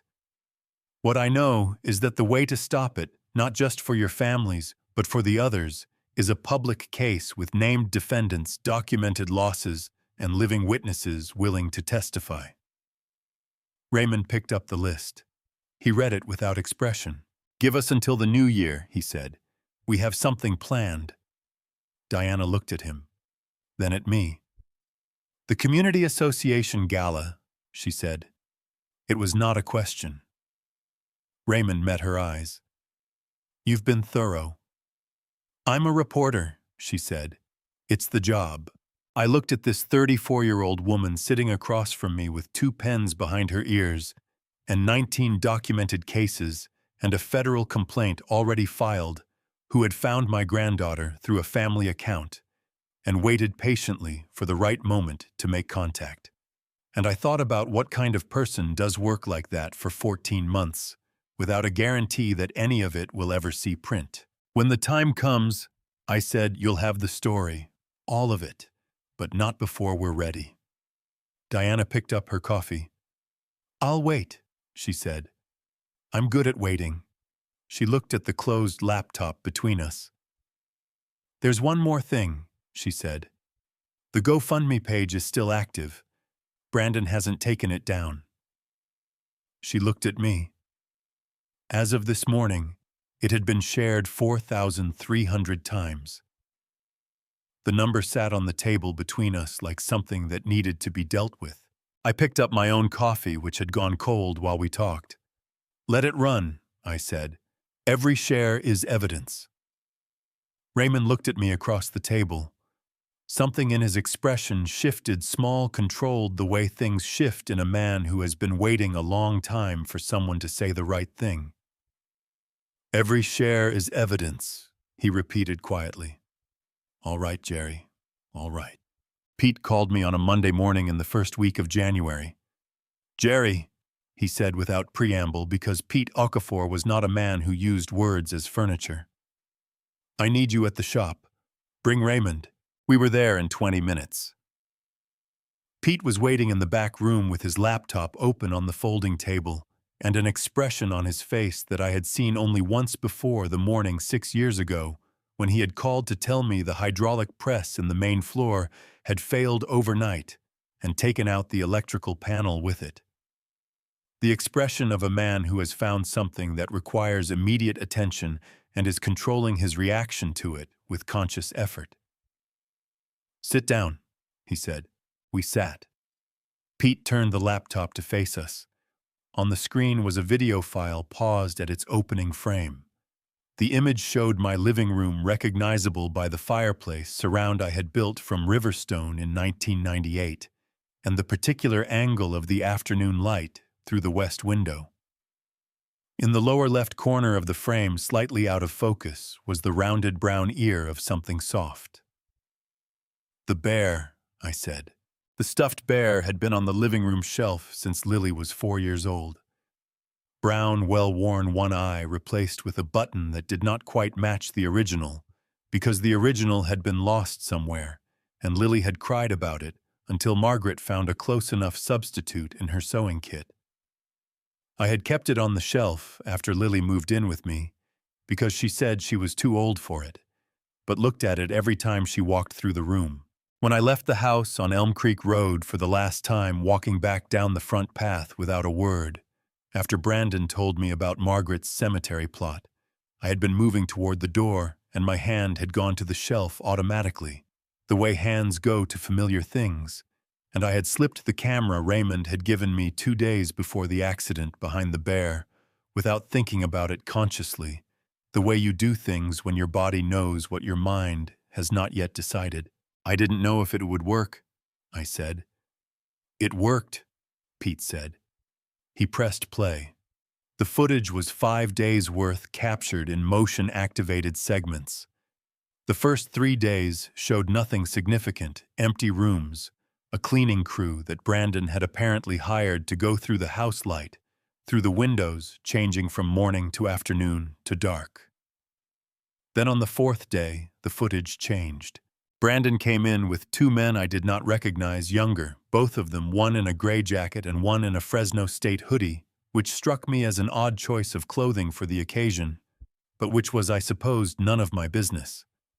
They brought in flat-pack moving boxes from the garage and began working through the house systematically. Filing cabinet in the bedroom emptied, the folders sorted on the bed, certain ones set aside in a separate pile. The desk in the small office off the hallway, the drawers pulled and sorted the same way.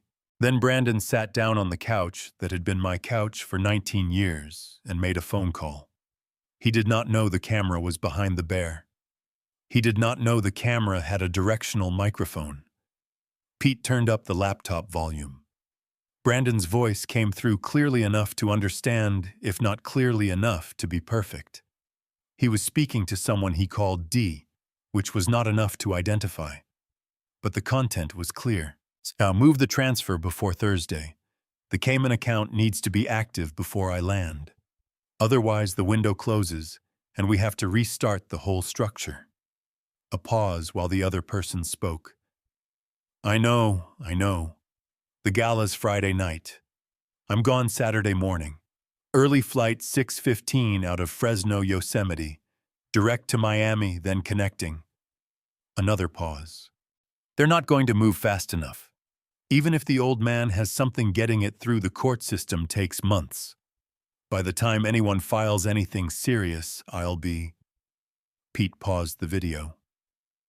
The back room of Holland's Mechanical was very quiet. Raymond reached into his jacket pocket and produced his phone. He pulled up a contact and looked at me. The Economic Crimes Unit has been waiting for a flight risk indicator, he said. This qualifies. He stood up from the folding table. I need to make a call. In California, a flight risk determination by federal investigators can support an application for an emergency arrest warrant or a material witness hold, depending on the nature of the charges and the stage of the investigation.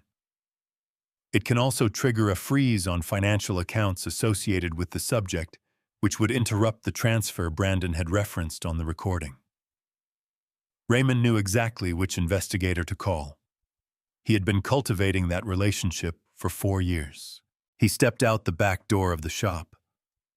I looked at the paused video on Pete's laptop, Brandon's face frozen mid-sentence on my old couch, in my old living room, speaking into a phone about a Cayman account and a 6:15 flight, and a structure that was going to survive. Everything was going to outlast all of it, was going to carry him somewhere the paperwork could not follow. He was planning to be gone Saturday, I said. The gala's Friday night, Pete said. He's going to announce the new scholarship fund, collect one more round of goodwill, then catch a 6:15 Saturday morning and disappear. Not if we move first. Pete looked at me. 3 days, Jerry. 3 days. Lily came through the back door of the shop 10 minutes after Raymond stepped out, carrying a tray with 4 coffees from the place on Blackstone, because she had apparently absorbed through proximity Raymond's belief that no serious conversation should happen without proper caffeine. She set the tray on the table, looked at the paused video on the laptop screen, and went very still. "Is that our living room?" she asked. "Yes," I said. She looked at Brandon's frozen face on the screen for a long moment. Her jaw tightened. Then she reached over, picked up one of the coffees, and handed it to me. "Tell me what I can do," she said. I took the coffee. I looked at Pete. I looked at the 3 days we had left. "For now," I said, "we make sure everyone knows where to be Friday night and what to do when they get there." Pete pulled up a new document on his laptop. At the top he typed January 3rd, Marriott, downtown Fresno. He looked at me. "Brandon always parks in the east lot," he said. "Second row from the entrance. I've seen him do it 6 times at 6 different events. Habit." He looked at me, then at Lily, with the particular expression of a man who has just remembered something useful and is deciding how useful to let it be. "It's good to know where a man parks," I said. Pete nodded slowly. "It is," he said. "It really is." We had 2 days and 27 names. Raymond had printed the full list on 2 sheets of paper, the 23 from the composition notebook, plus 4 more that Diana had identified through her own reporting. He had organized them by proximity, mapping the addresses in concentric rings outward from the center of the neighborhood, so we could move efficiently without backtracking. Arthur had a car. Raymond had the Silverado. I went with Arthur because Arthur knew most of these people the same way I did, from block parties and church parking lots, and the particular intimacy of having lived on the same streets for 30 years. We started Wednesday morning. The first house we stopped at was on East Shields Avenue, a retired postal worker named Vernon Cole, who had invested $11,000 in Brandon's senior wellness fund 18 months ago and had not told his wife. He opened the door in a work shirt and looked at me with the expression of a man who has been expecting a conversation he did not want to have and has run out of ways to postpone it. "Jerry," he said. "Vernon," I said. "Can we come in?" He stepped back. We sat in his kitchen for 30 minutes. Vernon's wife, a small woman named Ruth, who had clearly not known about the investment until approximately 4 minutes after we arrived, sat very still at the kitchen table with her hands folded and said nothing while Vernon explained. When he finished, she reached across the table and put her hand over his. Not as forgiveness exactly, as acknowledgement. The kind of gesture that says, "I am still here," even when it does not say anything else. I told Vernon what we were planning. I told him we needed people who were willing to be in a room on Friday night and willing to stand up when the time came. I told him I could not promise it would be comfortable, and I could not promise it would fix what had already been lost, and I could not promise that everyone would come out of it feeling the way they hoped. What I could promise was that Brandon Hollins would not be able to stand in front of another room of people and use my name to take what did not belong to him. Vernon looked at his wife. Ruth looked back at him. "We'll be there," Ruth said. She had not spoken until that moment. The second house took longer. The third was a woman on North Van Ness who came to the door and recognized my face and said quietly and without cruelty that she was not ready and probably would not be, and I thanked her for her time and meant it. You do not get to decide how much a person has left to give after something like this. You only get to ask. By Wednesday evening, 11 families had said yes. Sarah Kowalski was the last visit of the day. She lived in the corner house on Elm Creek and Peach that I had passed 10,000 times in 30 years, the one with the wind chimes on the porch, and the flower boxes that Edward had built the summer before he got sick. and that Sarah had kept filled every spring since because she said it was the last useful thing his hands had made, and she intended to respect that. The flower boxes were empty now in January, but I noticed they had been recently painted. Sarah answered the door before I finished knocking, which meant she had seen us coming up the walk. She was a small woman in her mid-70s with white hair and the careful posture of someone who has learned to hold herself together through sustained effort. She looked at me for a long moment, without speaking. Then she said, "I wondered when you'd come." "I should have come sooner," I said. She opened the door wider and stepped back. We sat in her living room, the same living room where Edward had watched baseball games and argued about the Giants and fallen asleep in the recliner that was still in the corner, still pointed at the television, still wearing the impression of a man who had sat in it for 20 years.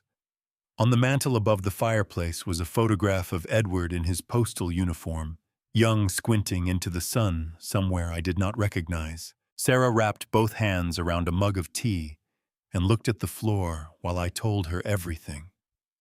The composition notebook, the recordings, the 7 forged signatures, the GoFundMe, the footage from the Bear camera, the Cayman account, and the 6:15 flight on Saturday morning.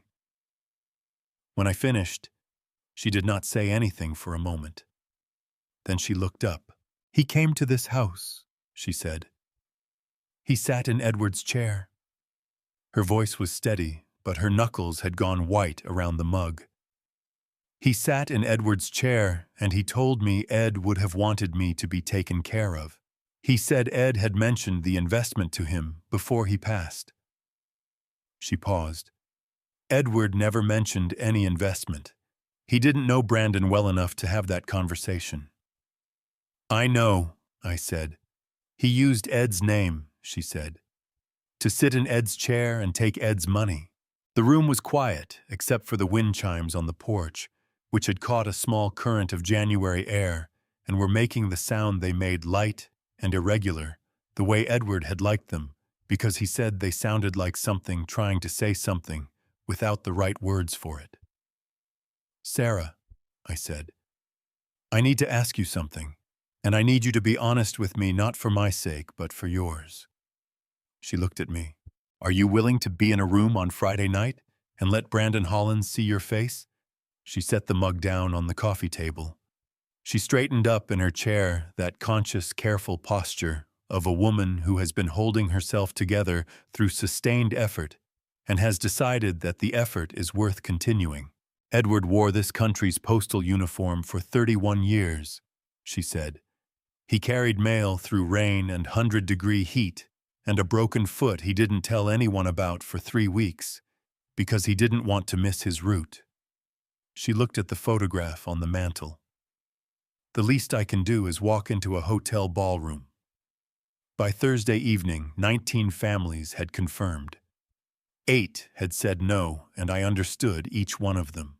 We gathered at the shop one last time Thursday night, all of us around the folding tables, the whiteboard covered in names and times and positions, the space heater running in the corner, Pete's coffee on the hot plate, and Raymond's bourbon on the shelf for after. Arthur had printed a simple 1-page sheet for each person who was coming, explaining only what they needed to know and nothing they did not. I stood at the whiteboard and looked at the people in that room. Raymond, who had spent 4 years on this alone. Clara, who had spent an extra year in a bad marriage collecting 31 pages. Arthur, who had carried a secret for 2 years out of loyalty to a friendship I had not deserved. Pete, who had opened his shop and his coffee and his time without being asked twice. Lily sitting cross-legged on the concrete floor with a highlighter behind one ear, marking the 1-page sheets in the color code she had devised herself because she said color coding helped her think. I did not make a speech. I had never been a man who made speeches. I just said thank you, all of you. Whatever happens tomorrow night, I want you to know that. Lily looked up from her color coding. "It's going to work, Opa," she said, with the complete certainty of a 16-year-old who has decided something is true and sees no compelling reason to entertain alternatives. I went back to Raymond's garage that night and took my good suit off its hanger. It was the suit I had worn at my wedding in 1981, charcoal gray single-button wool blend, that had held up better than almost anything else I owned, because Margaret had insisted on quality when it mattered. I had worn it 4 times since then. Her funeral, Brandon's college graduation, Ed Kowalski's funeral. And once for no particular reason except that I had opened the closet and wanted to remember what it felt like. It was tight across the shoulders now. My shoulders had gotten wider in my 40s from the machine work and had not entirely gone back. But it fit. I hung it back on the hanger and set the hanger on the garage door handle so I would see it in the morning. Then I lay down on Raymond's cot, and for the first time since November 27th, I slept without hearing anything. The Marriott on Fresno Street put its holiday decorations up the week after Thanksgiving and left them until the second week of January, which meant that on the evening of January 3rd, the lobby was still dressed in gold and white garlands. Along the staircase railing, small white lights wound around the columns. A pair of potted trees near the entrance hung with ornaments the size of softballs. It looked like the kind of place where good things happened to people who deserved them. I stood in the lobby in my 1981 wedding suit and thought about the last time I had worn it. Ed Kowalski's funeral. 3 years ago. Sarah had stood at the graveside in a black coat and held onto her daughter's arm and looked at the casket with the particular expression of a woman who had already spent 6 months preparing for this moment and had discovered upon its arrival that preparation does not actually help. I straightened my jacket and walked into the ballroom. The room held approximately 200 people. Round tables dressed in white linen centerpieces with white roses and small American flags, because the community association had a patriotic streak it expressed through floral arrangements. A stage at the far end with a podium and a projection screen showing a rotating slideshow of neighborhood events, block parties, charity drives, a ribbon cutting for the new community garden on Marksut Avenue. A bar along the left wall doing steady business. A string quartet near the stage playing something that I could not have named, but that sounded expensive. Raymond was already inside near the back wall wearing a dark blazer over a collared shirt and holding a glass of water he had not touched. He caught my eye across the room and held it for 2 seconds, the agreed signal that everything was in position. Arthur was at a table near the center of the room, seated between Vernon Cole and a woman I recognized as George Tillman's daughter, who had driven up from Bakersfield when her father told her what was happening. Arthur looked like a man attending a dinner he expected to be memorable. Lily was not in the room. She was in the parking lot with Pete and had been since 6:30. I found a seat at a table near the left side of the room, 4 rows back from the stage with a clear sightline to the podium. Sarah Kowalski was already seated 2 tables to my right. She was wearing a dark blue dress and her good pearl earrings, the ones Edward had given her for their 40th anniversary. When she saw me, she gave a small nod. The nod of a woman who has made up her mind and is not revisiting the decision. Brandon came onto the stage at 7:45. He was wearing a charcoal suit that fit him well better than mine fit me, with a pocket square and cufflinks, and the easy confidence of a man who has done this many times and expects it to go the way it always does. He shook hands with the association president, adjusted the microphone, and smiled at the room with the particular warmth of a man who has learned that warmth is a tool and has been using it for so long that he no longer notices the effort. Then he looked out at the audience and found me. His eyes stopped on my face for less than a second. If you were not watching for it, you would have missed it entirely. Then his smile came back smoother than before, and he turned slightly toward the podium. "Good evening," he said, "and Happy New Year." Applause from the room. Genuine warm the applause of people who have come out on a cold January evening because they trust the man at the podium and want to support the work he says he is doing. I looked at my hands on the table in front of me. Brandon spoke for 12 minutes. He talked about the community, about service, about the importance of looking after the generation that had built this neighborhood. He mentioned a new scholarship fund, the Hollins Family Educational Initiative, he called it, which was the first time I had heard my name attached to something I had not consented to in a context that was not a forgery. He said the inaugural awards would go out in the spring.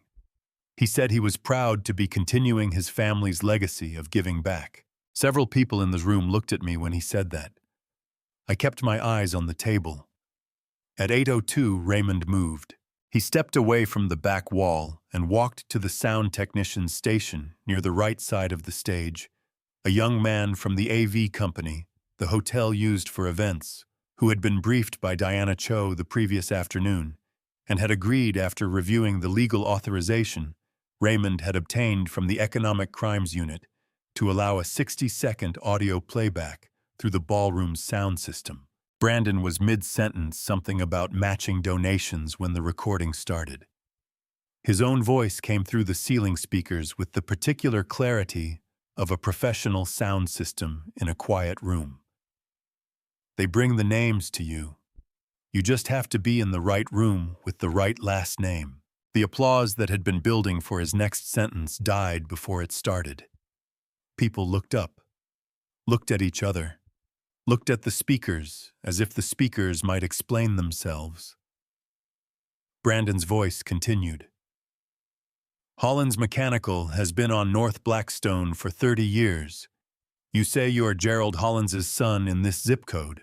People open their checkbooks before you finish the sentence. Brandon turned toward the sound station. His expression had not broken yet, but it was working on it. There seems to be a technical. Sarah Kowalski handed me $62,000 in a certified check because my father fixed her late husband's transmission in 2004. The woman in the dark blue dress, 2 tables to my right, stood up. That's true, Sarah said. Her voice carried across the ballroom without a microphone. Every word of that is true. The room went very still. Then Arthur Gaines stood up from the center table. Then Vernon Cole. Then George Tillman's daughter, who had driven up from Bakersfield and was now standing with her father's hand in hers. Then one by one, across the room, the people who had driven here tonight, in their good clothes and their grief and their willingness to be seen. They stood, 19 of them. Not all at once. In a slow wave, the way things happen when people have decided something together and are waiting for each other to confirm it. Brandon stepped back from the podium. His eyes moved across the standing figures with the rapid calculation of a man running numbers that are not adding up. The recording continued. My father built 40 years of trust in this neighborhood. Every dollar I've collected, he collected first. I'm just converting the currency. Brandon moved toward the stage steps. Fast, purposeful, already recalculating the side exit, the parking lot, the 6:15 flight, the Cayman account, the structure that was supposed to survive all of this. He pushed through the ballroom's side door, walked across the lobby, pushed through the exterior door into the cold January night. Stopped. His car was in the east lot, second row from the entrance, exactly where Pete had said it would be. A black Audi current model year, the kind of car a man buys when he wants people to think he has already arrived. All 4 tires were flat, not slowly deflating. Already flat, settled onto their rims, going nowhere. Pete Okafor was leaning against the hood of his truck 20 feet away, arms crossed, watching Brandon with the patient expression of a man who has been waiting for exactly this moment and finds it satisfactory. 3 vehicles pulled into the parking lot entrance simultaneously. Unmarked sedans, dark-colored. The men and women who stepped out of them were wearing suits and carrying credentials and moving with the specific, unhurried efficiency of people who have a warrant and know the subject has nowhere to go. I had not followed Brandon out of the ballroom. I was still sitting at my table when Raymond came back inside and walked across the room and sat down in the empty chair beside me. The recording had ended. The room was full of voices now confused, urgent, some people on phones, some people standing in small groups with their hands pressed to their mouths. Raymond did not say anything immediately. He picked up his untouched glass of water from where he had set it earlier and drank half of it. Then he said, "It's done." I looked at the empty stage, the podium with the microphone still live, the projection screen still cycling through photographs of block parties and community gardens, and the ribbon cutting on Marks Avenue. "Not yet," I said, "but close." The courtroom in the Robert E. Coyle Federal Building on Fresno's Tulare Street smelled like oak and recycled air, and the particular tension of a room where people come to have the worst things that happen to them decided upon by strangers. I sat through 3 weeks of it. Vance Kruger was Brandon's attorney, a tall man in his mid-50s with silver hair and an expensive suit, and the practiced ease of someone who had spent 30 years making juries doubt what they knew to be true. He was good at his job. I will give him that. He came at me on the 8th day. "Mr. Hollins," he said, standing in front of the witness box with his hands clasped behind his back. "You suffered a serious head injury in November, correct? Fractured ribs and a bruised sternum," I said. "No head injury." He smiled. "You were administered significant pain medication during your hospital stay. Standard post-surgical medication, yes. And you're 71 years old." "I am." He let that sit for a moment, the way a man sets something down in a room and waits for people to notice it. Then he said, "Isn't it possible, Mr. Hollins, that your recollection of events, the recordings, the documents, the conversations, has been colored by the trauma of the accident and the medication that followed?" I looked at him steadily. "My recollection doesn't convict my son," I said. "His own voice on a recording does. His own signature on 7 forged documents does. The financial records of 23 families do." I paused. "I'm not asking this court to take my word for anything. I'm asking it to look at the evidence." Kruger's smile did not waver, but something behind it did. The following Monday, Sarah Kowalski did not appear. Raymond found out through the victim's advocate office Brandon's attorney had made contact with someone in Sarah's extended family. Nothing explicit. Nothing that could be filed as witness tampering. Just a phone call to a nephew who then called Sarah and mentioned in passing that court proceedings could become very public and very uncomfortable for everyone involved, including grandchildren whose names might appear in news coverage. Sarah had called the prosecutor's office that morning and withdrawn her testimony. I was sitting in the hallway outside the courtroom when Raymond told me. I looked at the floor tiles for a moment. Then I stood up, walked inside, and asked to approach Judge Miller's bench. Patricia Miller had been a federal judge for 16 years.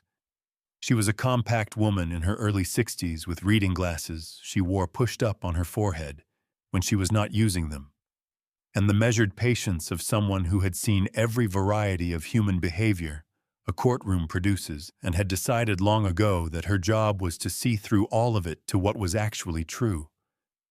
She listened to me without interrupting. Then she said, "Mr. Hollins, you understand that as a party to this case, your testimony carries specific evidentiary limitations." "I understand," I said. "I'm not asking for special consideration. I'm asking for the chance to tell the truth in a room where it's supposed to matter." She looked at me over her reading glasses for a long moment. "We'll hear you tomorrow morning," she said. The jury deliberated for 4.5 hours. Raymond, Arthur, and I sat in the hallway outside courtroom 7 on plastic chairs with coffee from the vending machine that tasted like warm cardboard. Arthur read a newspaper he had already read. Raymond watched the door. I watched the floor. When the bailiff came out and said they were ready, we filed back inside. Brandon was already at the defense table, seated beside Vance Kruger, who had the careful expression of a man who has done the math and does not like the answer. Brandon did not look at me when I sat down. The foreperson stood. On the charge of elder financial abuse under California Penal Code Section 368, guilty. On the charge of forgery under Penal Code Section 477, counts guilty on all 7. On the charge of wire fraud under federal statute, guilty. On the charge of charitable fraud. I stopped listening after the 3rd count. Not because I stopped caring, because I had already heard enough. When the foreperson finished, Brandon turned in his chair and looked at me for the first time since the gala. His expression was not anger. It was something emptier than that. The look of a man who has run a long calculation and arrived finally at the real number. I reached into my jacket pocket and removed a folded document. I stood up, walked to the clerk's table, and set it down. It was a court-certified copy of a probate filing I had submitted 6 weeks earlier, a formal petition to terminate the legal parent-child relationship between Gerald Hollins and Brandon Hollins, granted by the Fresno County Superior Court on December 29, 2024. Brandon watched me set it on the table. He did not say anything. He walked out of that courtroom with a conviction on 11 counts and no family left to appeal to. Outside, the March sun was doing its best over downtown Fresno, thin and pale, but present the way it is in early spring before it remembers what it is capable of. Lily was waiting on the courthouse steps. She grabbed my arm with both hands. Raymond stood beside me. Arthur stood on the other side. None of us said anything for a moment. We just stood there in the thin March sunlight and let it be over. Then Arthur said, "Lunch." Raymond said, "Bourbon." I said, "Both." My house had been returned by the court 3 weeks earlier. The walls still smelled like fresh paint. But the shop felt right, the tools on the wall, the space heater in the corner. The people who had stood beside me when standing was the only thing left to do. Lily handed me a small box before dinner. Inside was Margaret's clock. She had tracked it down through the listing, paid for it with her birthday savings, and driven across town to pick it up herself. I held that clock for a long time without speaking. This is a grandpa story I never wanted to tell. But I believe God puts certain trials in front of us, not to break us, but to show us who was always standing beside us, if we would only turn around and look. I trusted blindly for 40 years. I signed papers without reading them. I chose loyalty over truth when a friend tried to warn me. Don't do what I did. Read every document. Ask every question. And listen, really listen to the people who love you enough to tell you something hard. That is my personal belief, and I will stand by it. No amount of money, no title, no polished smile is worth more than one honest friend. This family story is not just mine. It belongs to every person who has ever loved someone more than was wise. If this grandpa story moved something in you, leave a comment, share it with someone who needs it, and subscribe so you never miss another family story that matters. These grandpa stories ahead contain some fictional elements built purely for storytelling and life lessons. If that's not for you, no hard feelings, choose what serves you best. Thank you for staying until the very end. It means more than you know.